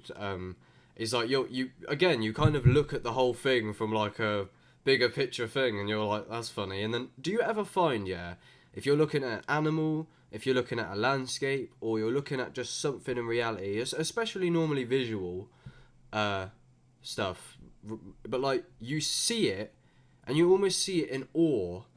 But do you ever kind of look at stuff? My sister said she could relate to this. It's like, and you just kind of see it, and you're like, what the fuck is that? Like, for example, when I go on my phone sometimes, some of the apps, like I look at Instagram, and I'm like, Instagram, and I'm just like, I don't know. It's like you look at it from like outside. Like I feel like you get it on psychedelics. It's like you see it for the first time. You're like, you look at it as animal, and you're like, oh, like, and you're like, what the fuck is even happening? absolutely, and definitely I can relate to that, but even more so on psychedelics. And like that, if like if someone's listening to this now and they've never tried psychedelics, let's say, that would be an ideal way to try to describe and put into words something that's not describable and you cannot put it into Yeah. words. But to take psychedelics, like my first acid trip, I remember looking at this tree and the person I took it with was like, do you feel it yet? And I look at this tree and I'm just looking at a normal tree and I'm like looking at it and I'm like, no, they asked me, like, do you see it? And I look at the tree and I'm like, no, I don't see it. And then the person's like, no, do you feel it? And then just saying the words feel it, it's like it slowed down and was Yeah. like, do you feel? And I look at the tree and it was like for the first time ever, I felt the tree. And it was Ah, like seeing for the first time. It was like putting on glasses, but I didn't realize I ever needed glasses. I thought my vision was perfectly, yeah. like, perfect. But here's this substance that's actually like a pair of glasses I didn't know I needed, and I'm looking at the world for the first time. Like, has it always been like this? Has And it? And I yeah. remember my first acid trip. I discovered that everything is made of rainbows, and that's maybe how I became such a colourful, like rainbow fairy person because I was just like, everything is light, right? So if everything is light and like white light, the light spectrum is actually made up of the rainbow of Yeah. lights, and I was seeing like every single particle, every single bit that makes up the whole of everything is a rainbow, like technically at the Yeah. core. So everything is rainbows, and I was just running around like, everything is rainbows. That's sick. I had I was gonna say something. Hopefully I can remember, but something that's somewhat similar is like before I had like my phone. I was on one of my earlier trips. I saw the borders of the phone pulsing. It like with some like electro fucking magnetic weird shit like purple and orange lines like coming out, and I could see it and it was fucking real. So it's stuff like that, like you say with the you see the rainbows. I can't remember. Do you know what you were saying just before the rainbows? Because I did want to say something, but I'm shit. I don't know. Oh, so about the first time, how to try to describe to someone Yeah. psychedelics without having, if they haven't done them, and like seeing for the first time, kind of like when you're a Yeah. child and you see the magic in everything. Yeah. Yeah, I got it. I got it now. Yeah, I know what you mean. So it's like those like I'm sure you're probably familiar. Like normally it seems like we're in something that's known as like the default mode network, which is like energy conservation, where the reason why it doesn't seem like magic until, as I stated at the beginning of the podcast, your brain is like running at like 15% to conserve it. But when you take a substance like mushrooms, it like hyper people often come out of it feeling emotionally and physically exhausted is because you don't always want to be in that state of perceiving with full intensity, because it probably Yeah. wouldn't be like you can't drive like, well, I can, hypothetically, like, I mean, Rob if you're can, on, but yeah, not everyone can. if you're on like 5 MEO DMT, obviously it's hard for you to just go to your retail job. So that's why you're in this like survival state. But then, so when you're saying has it always looked like this, it's like if you were always like that, like to some extent your eyes would just be bugging out of your head, or because you can't look away from the geometry, the divinity, the the list goes on. Just the whole recontextualization is they're truly, and I know exactly when you say that. Oh, do you feel it? I know exactly what you mean. It's, you build like an intuition. It like wobbles, like. Yeah, literally. That's like that was the moment you felt it. Like that's when it hit you when they said that. Like it was like a trigger word, and you were like, "No, I feel it. Like it's happening." Yeah. But I was gonna say something. Fucking shit. It's just we're so shit. I don't know. Oh, I know, but I'm really loving this chat, this conversation. Like, it's absolutely brilliant. 100%. We're back. We returned. Well, no, they wouldn't have even known that we were gone. Technically, it would have just like cut to a scene immediately.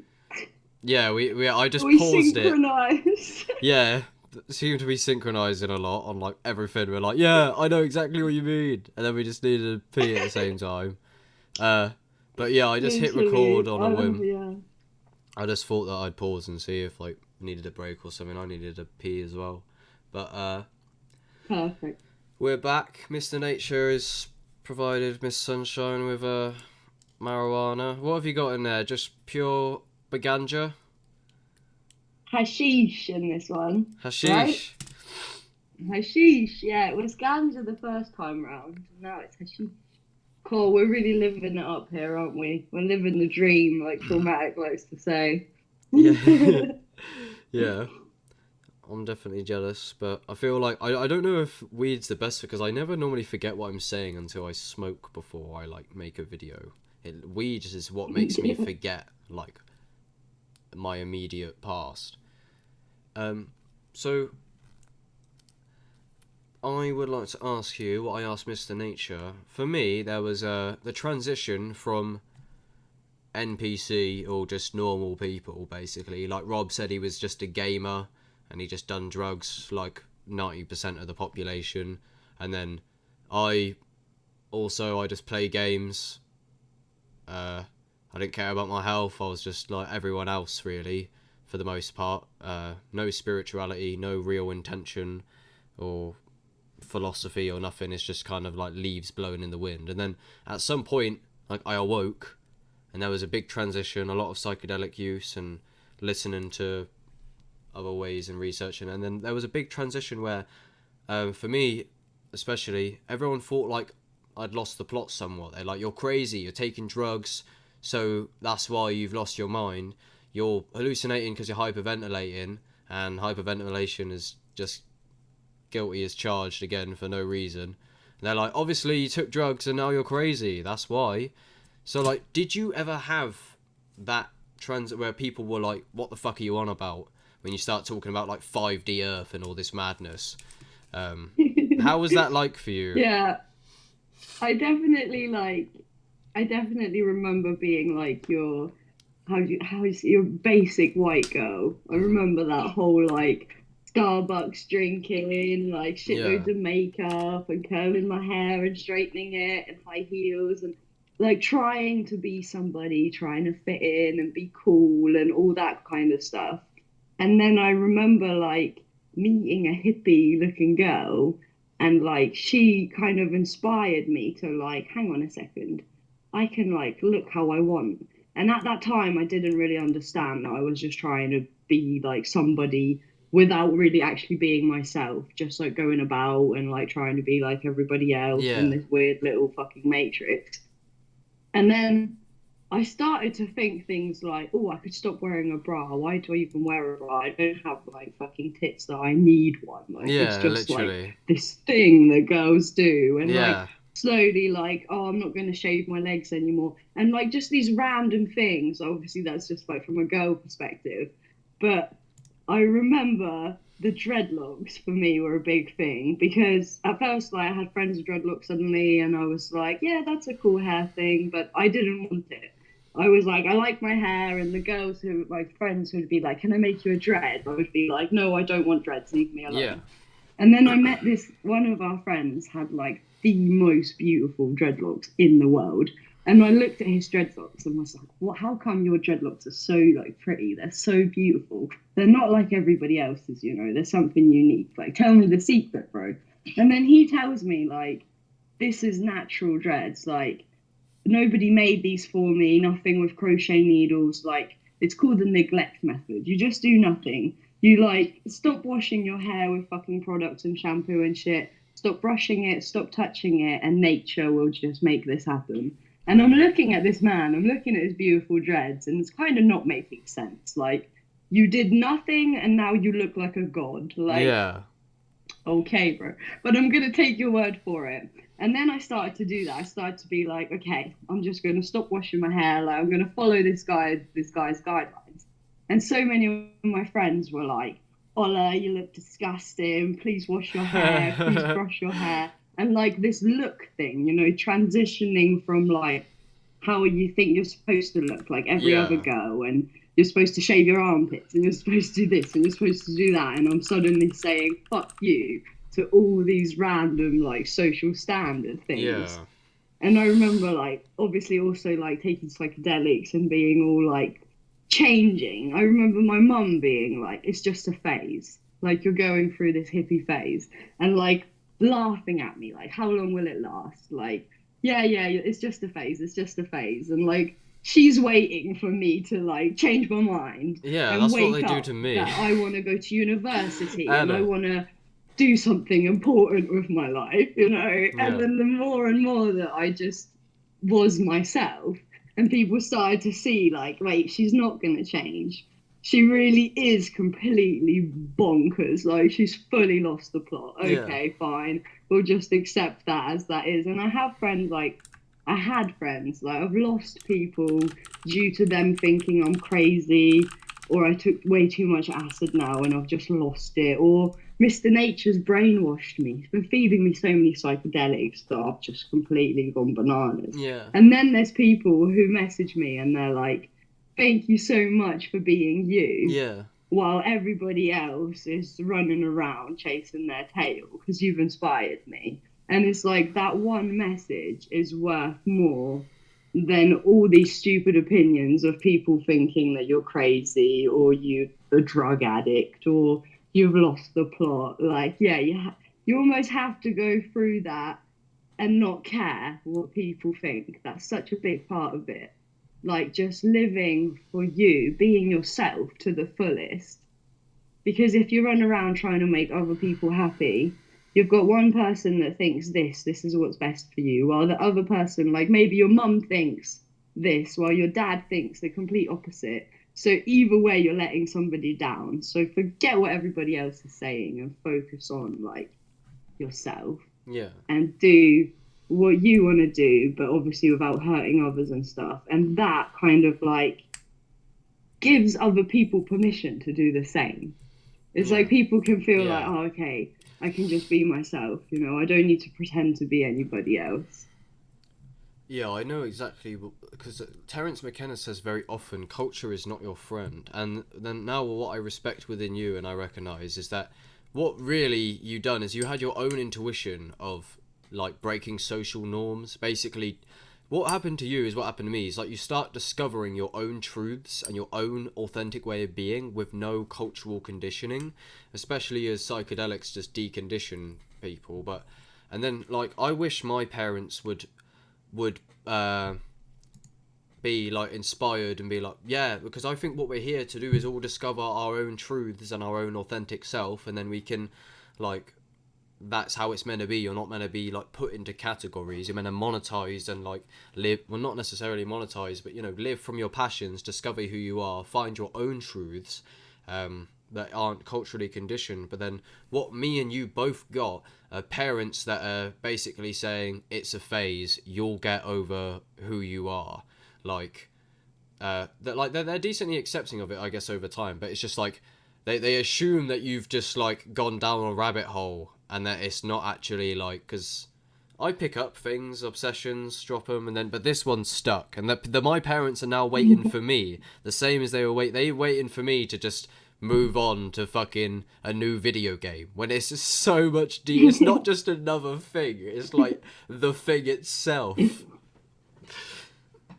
And sometimes if you try and talk to them about it, like somehow with like my dad, maybe I could a little bit more, but with my mum, if I even mention psychedelics or like try to say it's just a mushroom, and she like switches off, she kind of goes like, no, and like nothing that I can say matters anymore. It's irrelevant.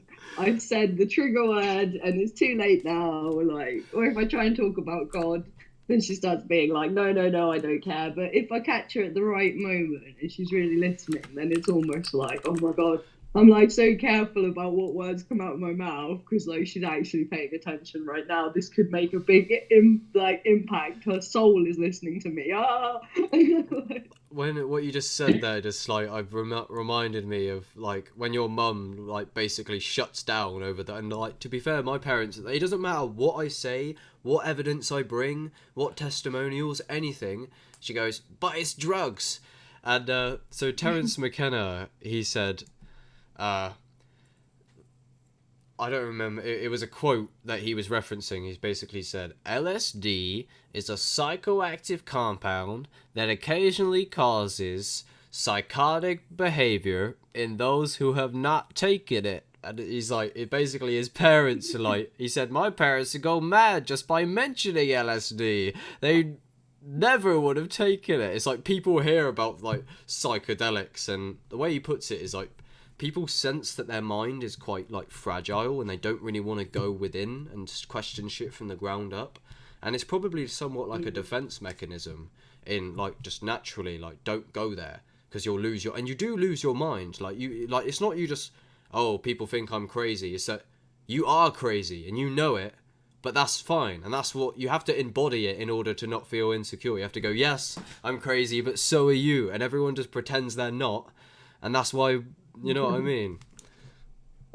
But the thing I suddenly thought, like, imagine it from the perspective of our mum. Like, our mum is now the same person, you know, mum. Yeah. And mum has got so many things going on. She's like cleaning the house, taking care of the kids, doing this, has to go to work. So in a way, mum doesn't even want you to like mention these things because she really wants to be able to continue to do things as they are. And if she starts questioning these things, her job's on the line, her family's on the line, her household's on the line. That's her like fears of if I start dabbling in these kind of things. Like, I don't have kids and things to worry about, so I have the time to sit around and question my mind and explore my mind. Well, my mum is like, you need to think about work, you need to think about getting the food on the table, you need to think about getting the kids to school on time. Like, what the fuck are you going on about? Yeah, I think it's big partly is like an avoidance of truth. Like, so yeah, Terence says again, like the Western mind is a house of cards. And like you say, if you have a solid routine with children and everything, and then someone goes, everything you know is wrong, by the way, they have like a cognitive dissonance. And this is what I say. Yeah. So someone, I won't name drop just to save the beef, but like someone very close to me, the way I perceive it somewhat is that when I went on my awakening path, this person seems to be like the polar opposite in that kind of sense of like the awakening and the spirit, and he would agree with that. When I went down this, like, and I started questioning everything, because I was in my phase of trying to let everyone know as well, like, I couldn't not have a disagreement with most Western people, including this person who I was living with, and I feel like they kind of like had no choice in a way to divide the relationship in a way, because when I couldn't, like, because of the way I am, I basically threaten their paradigm and what they think is the when I keep questioning everything, they're like, fuck off, I know who I am, I think. And I can't help but I feel like that's definitely exists. Like, if you keep questioning, people have no choice to fucking get away from that shit because they haven't got time, or they don't even want to explore like the nature of reality because they're in a routine like your mother and they've got shit going. They don't want to go there. Exactly. So it's like you can't force somebody to change or to look at something if they don't want to. Mm-hmm. Like you can lead a horse to water, but you can't make it drink. Like if that Yeah. horse isn't thirsty, it's just looking at you like, okay, great, water, like thanks. Yeah, I've learned that a lot, like so much recently, especially is like, did you go through a phase? I asked this of Mr. Nature, he said yeah, and psychedelic actualization. So many. What I've concluded is that there's a phase where basically you find the holy grail, which is psychedelics and spirituality and diet and whatever. You discover these mad truths, and then you bring them back to your tribe and your wolf pack, and you're like, guys, you're going to want to know about this. This is game changing. And then they're like, shut the fuck up. No one cares. I'm busy. You know, did you ever like, did you go through the phase where you tried to tell people and they were like, you just took drugs and that, could you talk to the tree before you took the mushrooms? No. But it's a bit, but it's a bit too savage because we come at it a bit too traumatizing people with truth. Like Yeah, I your know, yeah. toothpaste is poisonous, your Yeah. fucking food is poisonous, that water's poisonous, everything's poisonous, and people are like, they don't want to hear that. They're like, Yeah. shut the fuck up. Like, everything Definitely. you think you know is a lie, and people are like, maybe you're lying. Like, why should I listen to this? Like, It depends how you approach it, definitely. But like, did you ever like try to tell people, and then because I've learned over the past few months, I'm not gonna give that my energy. If people don't want to listen, I'm not gonna go. I'm not gonna preach. You know what I mean? Did you ever like yeah. try to tell people like that, and then you had to learn that no one wants to hear?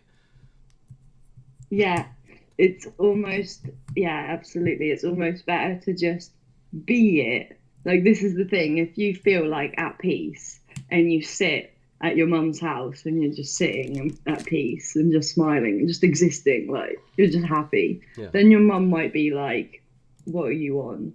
Or like, what is it? Like, tell me. Tell me how come you're like this now? Like, what did you take? Or like, and they suddenly want to know, like, what Yeah. is this? And if you come like, I have the answer, no one asked for it, but you Yeah. come like, I have the answer, it's this, Yeah. No. then people are kind of like, who's this guy? Like, I'm No. fine, I'm doing my thing over here, and he's trying to sell me some shit, you know? So it's better to just be it, and when somebody asks, then you're like, they've asked, so they've Yeah. opened the That's it. door, and Yeah. now you have the opportunity to spill everything. But Yeah. you don't have to go and like shove it down people's throats, like say, like preaching it. Yeah. I 100% agree. I did have a point. That thing's frozen. Yeah. No. Yeah. I did Oh, think something way back, but I can't fucking remember anymore. Um. Well, if you, I don't know if you want to continue on that point, but other than that, I reckon we should just get a little bit into just general psychedelics, maybe talk if you wanted to do that. well, yeah, definitely. Psychedelics are a big part of it.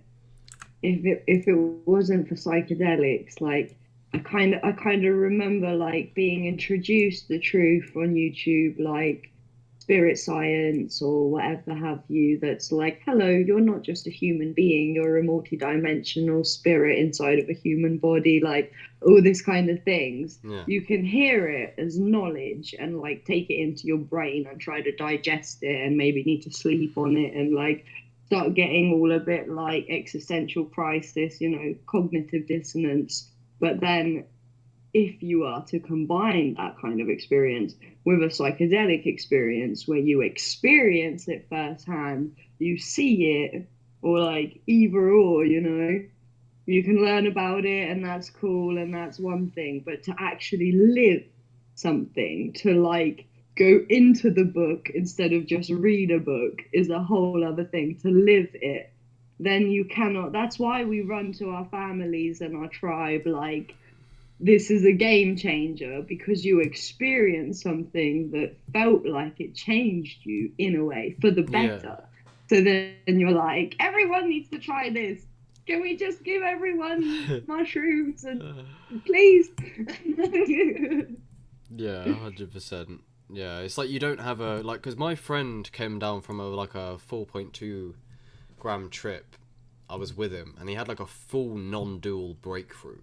And when he come down, he was just like completely taken back, and he was like, "I want to share what I've learned," and that's what happened. And then everyone like kind of victimizes you for wanting to share it. They're like, "No one asked," and yeah, people don't have an intrinsic value for truth. A lot of people don't care about the nature of reality.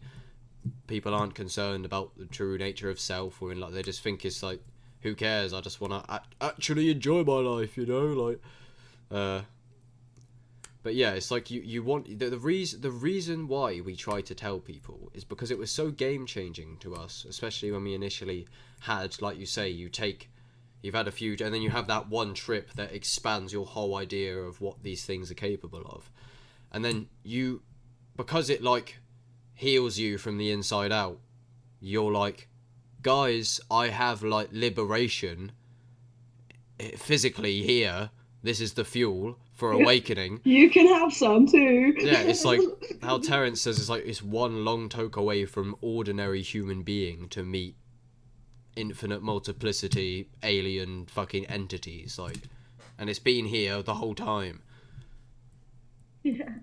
So it's quite a big discovery, yet it's illegal, so no one knows, and there's such a stigma, and you're like, this is wrong, and people are like, no, it isn't. Everything that I believe is correct. It's like I don't understand why people actually like. They have like a grip on their beliefs. Like if you challenge someone's, like if they've been eating dairy their whole life, and you're like, oh, by the way, maybe dairy hypothetically is, they like, because they've been eating it their whole life, they're like, oh, it's fine. Like they're attached to, like, I guess it's like an identity thing. But if I hear a new truth, I'm like, yeah, okay. I always say, like, if I'm wrong, then tell me, and we'll like progress and find the truth. Like, I don't attach to what I thought was the case in light of a new truth, and I don't really understand why people do that. Yeah, but I think people like myself and you from a young age, and many people, of course, have had this feeling like something isn't right, you know? And Yeah, people like say, I grew up in Poland for the first 9 years or whatever, and that was all Catholic, I think they are. So you're being told all these things. And I remember thinking, like, none of this sounds right. And like going to church and feeling like, nope. And then like yeah, people are telling you, like, here's truth while you're there, like, no, it just doesn't feel like I'm hearing you, I'm seeing it and everything, but the feeling is like, nah. And then if one day you connect with something where the feeling is like 110% yes, yeah, I know, like yeah, here is religion where people are trying to tell me religion's this thing that's totally not it.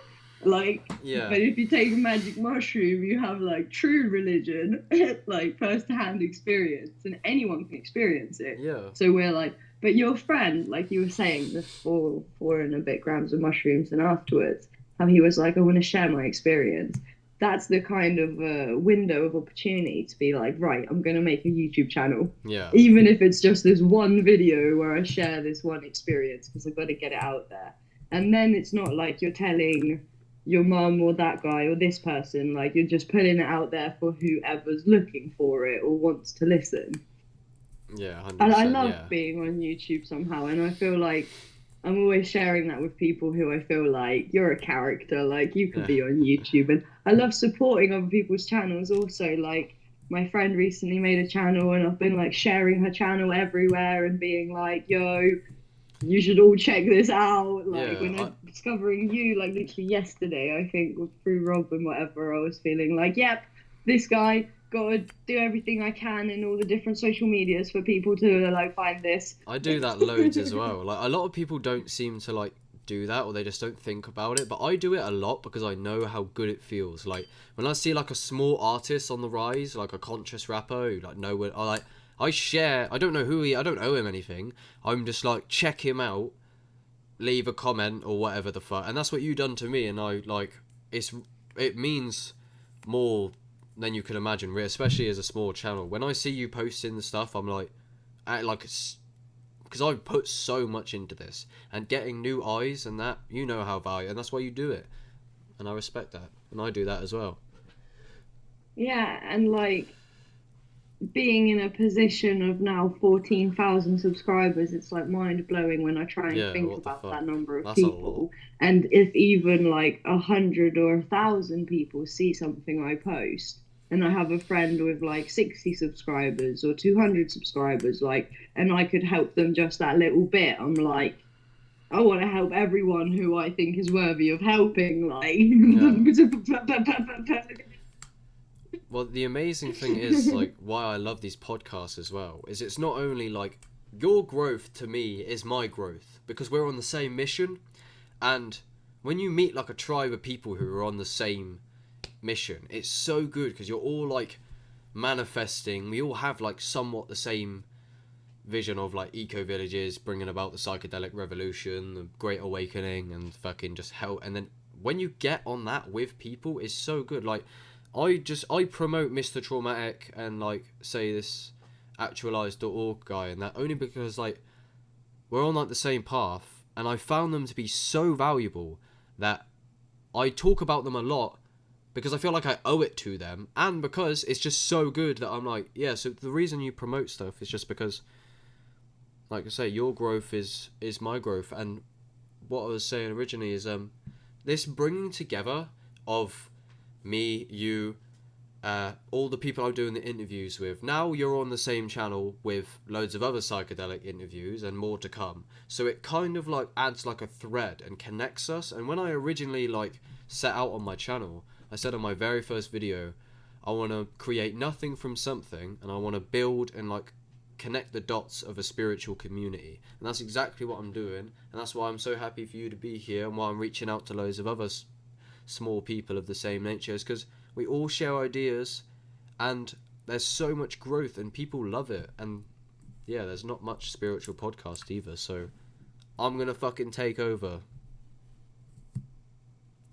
It's amazing. And I feel like it helps people who are in a similar position or someone who's been in a similar position or whatever. Like, say, someone in the UK who wants to travel, but they're a bit unsure. And then they might stumble upon this and hear this, and suddenly they see somebody else who's done it and has been in their shoes and has gone through all the steps and has managed to actually do it. And it just like can put that in your mind that it's possible instead of just the thoughts of like, oh no, but I'm afraid or I'm nervous or whatever. Suddenly Yeah. there's hope.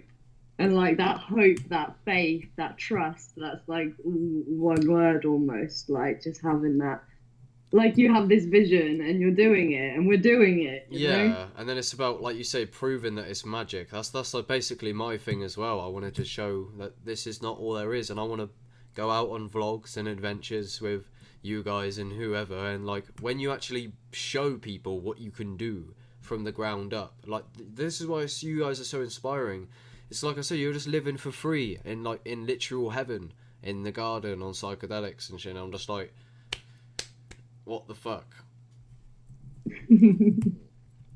That Uh, was amazing. And like before we went to India, I painted a painting that I got so much money for that that was kind of like a big amount of the fund that got us to even be like, we're going to Asia. Like I'd never been to Asia. Suddenly got this money, we're going and we get to India and then we're like, we're gonna extend this stay, like we're gonna make it work. And we end up in Nepal, like I used to say all the time, I'm living on hopes and dreams. yeah. Like I didn't have like some kind of money supporting me to begin with. It was just I'm living on hopes and dreams. And through living on hopes and dreams, I figured out what my hopes and dreams are to make it more financially accessible for myself. To be around on hopes and dreams. Like Yeah. Um. So it's like basically 2 hours. I don't. Are you comfortable if we I got one question. I normally close it off. And then do you reckon that's good for this time? Nearly like 2 hours, basically. And we can always do another one. I'm definitely willing to. I feel like it was very constructive. I learned a lot. It was fun. But if you're happy, I got one. go Some for it, yeah. like.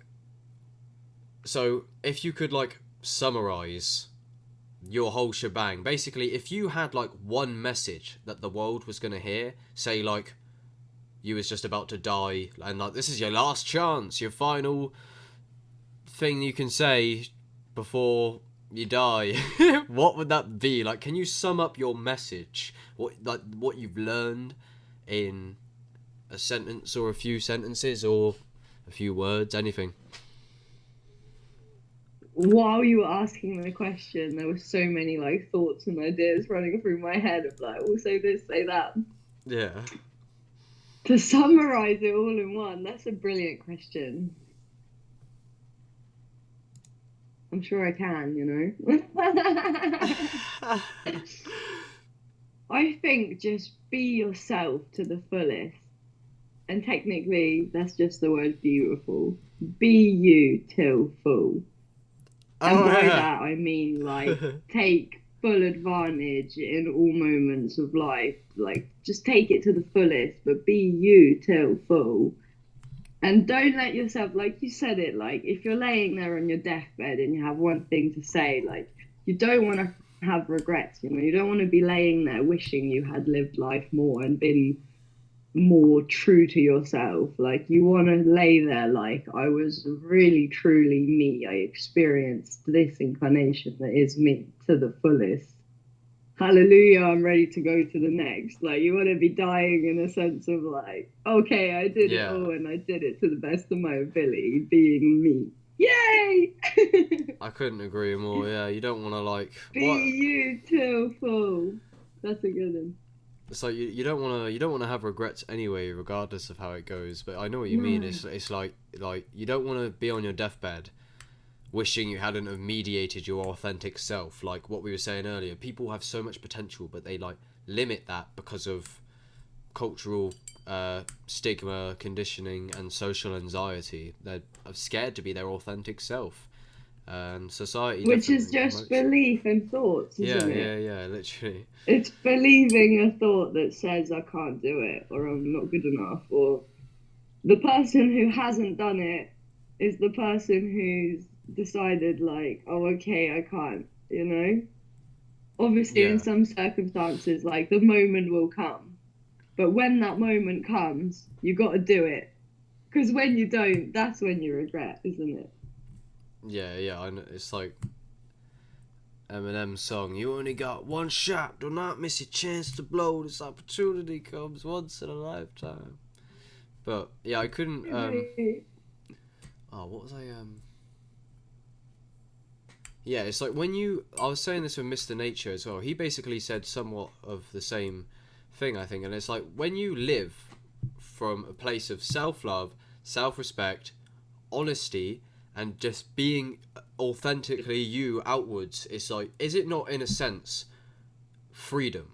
Because if you know who you are so deeply and you act from a place of like, I know what I'm doing, you respect yourself and you know who you are and you know how you want to be, it's like, it doesn't matter if you fuck up because you can only try your best, but as long as you live from your heart, it's like you're free because you're only doing what you can do. Yeah, absolutely. Like doing the best we can in all moments is all we have to do. And making mistakes or fucking up is kind of part of it. Like people think it's success or failure, but it's kind of like failure is a step along the way to success. Yeah. Like you got to sometimes not succeed because you learn from that to be able to, if you fail and then stop there, then you don't give yourself a chance to succeed because maybe that next one would have been the one. But if you're like, oh fuck, I failed, I give up, like we gotta just, exactly, that's the freedom, isn't it? Like, Yeah. and trust is such an important one when it comes to travel, when it comes to psychedelics, when it comes to anything. And that's kind of like that surrendering control and letting go and like going with the flow. If you try and swim against the current, it's like stressful almost and you're not getting anywhere. Yeah. But if you just go like fuck it and just go with what is. 100%, yeah. It's even Mr. Nature was saying the same thing. I think I was saying yesterday on the podcast, it was like control is like the root of the vast majority, like you're trying to control it. If you let go and go with the Tao, the flow, then you kind of go with the stream. You're just kind of flowing, and it's liberating to trust in the universe. It's not, don't think it's a fluke. I trust so deeply in my experience. I don't think anything's gonna happen. There is like nothing. There's no mistake. Yeah, thank you. That's absolutely, yeah. Yeah. Absolutely. That's how I feel. Perfect. It's all perfect, isn't it? Like.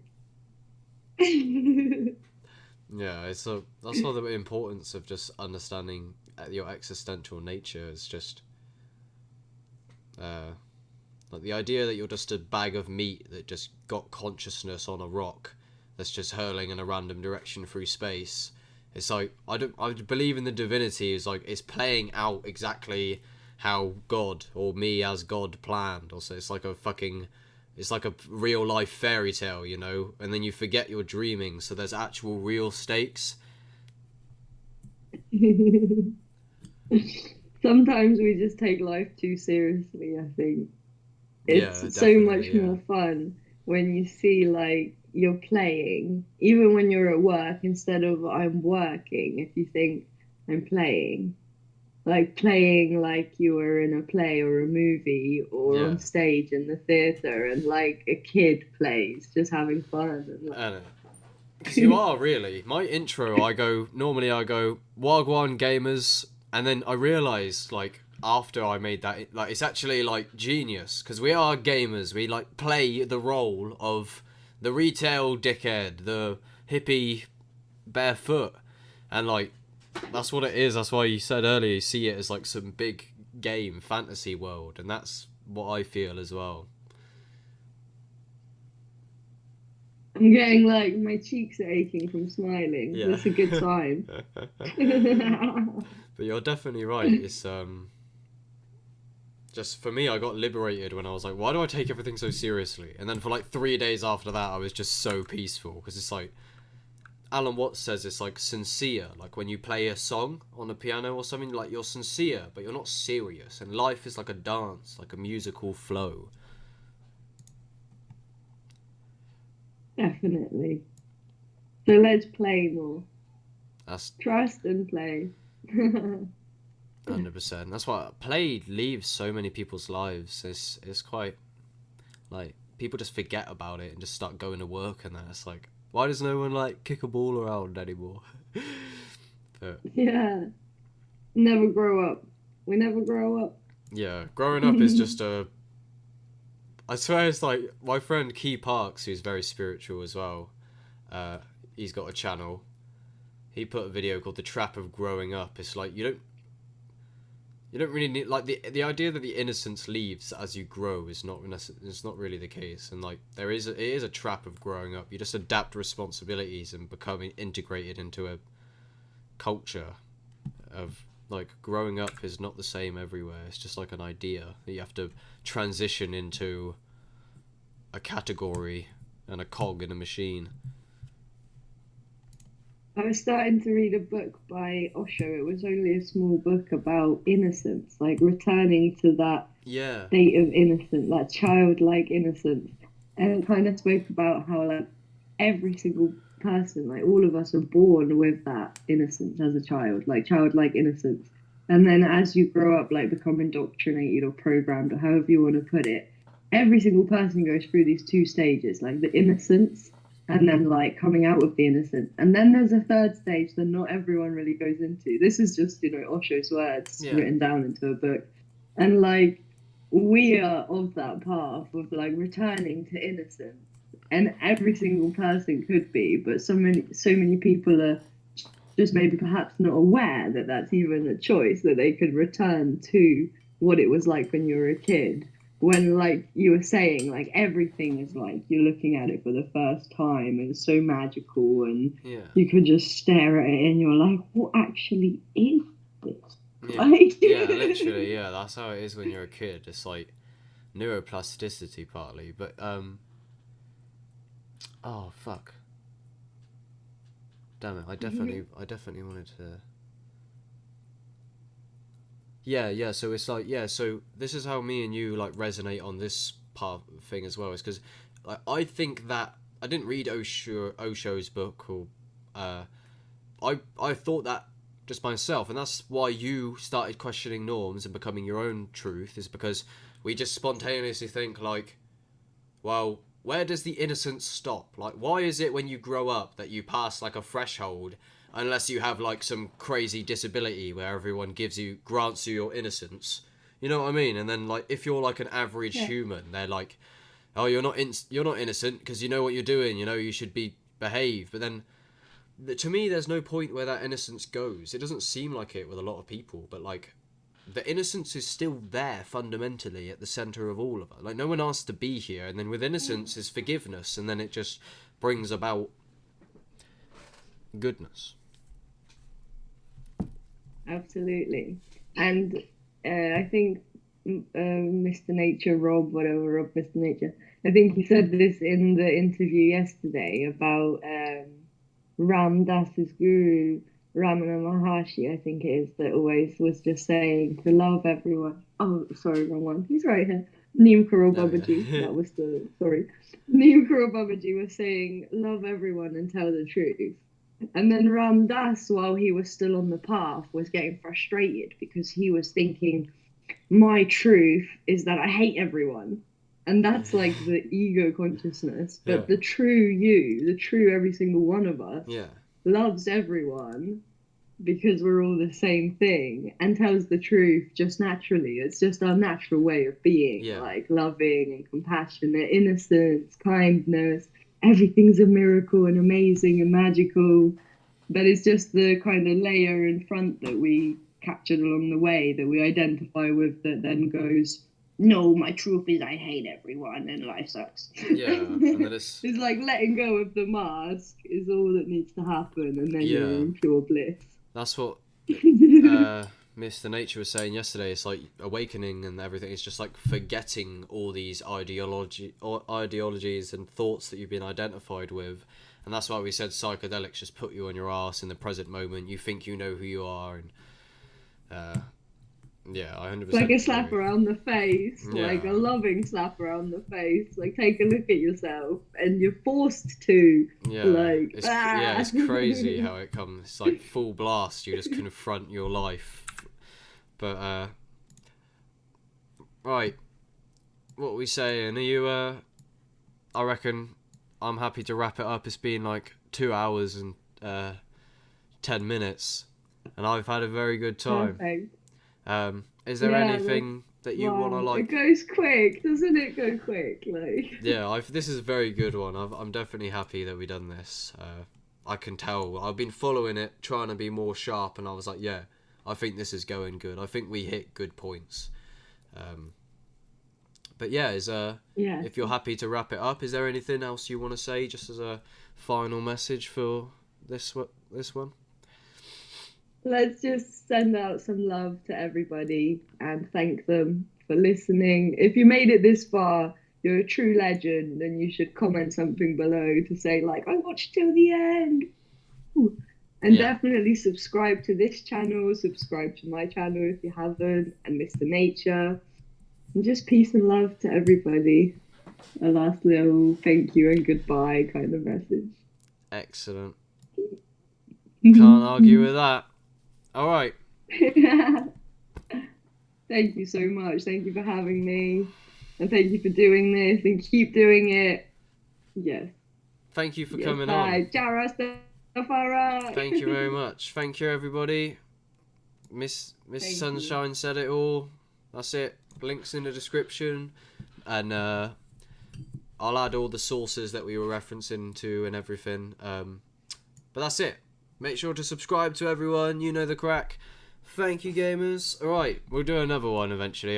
Hopefully, maybe. But this was good. All right. Thank you. I will hit stop record.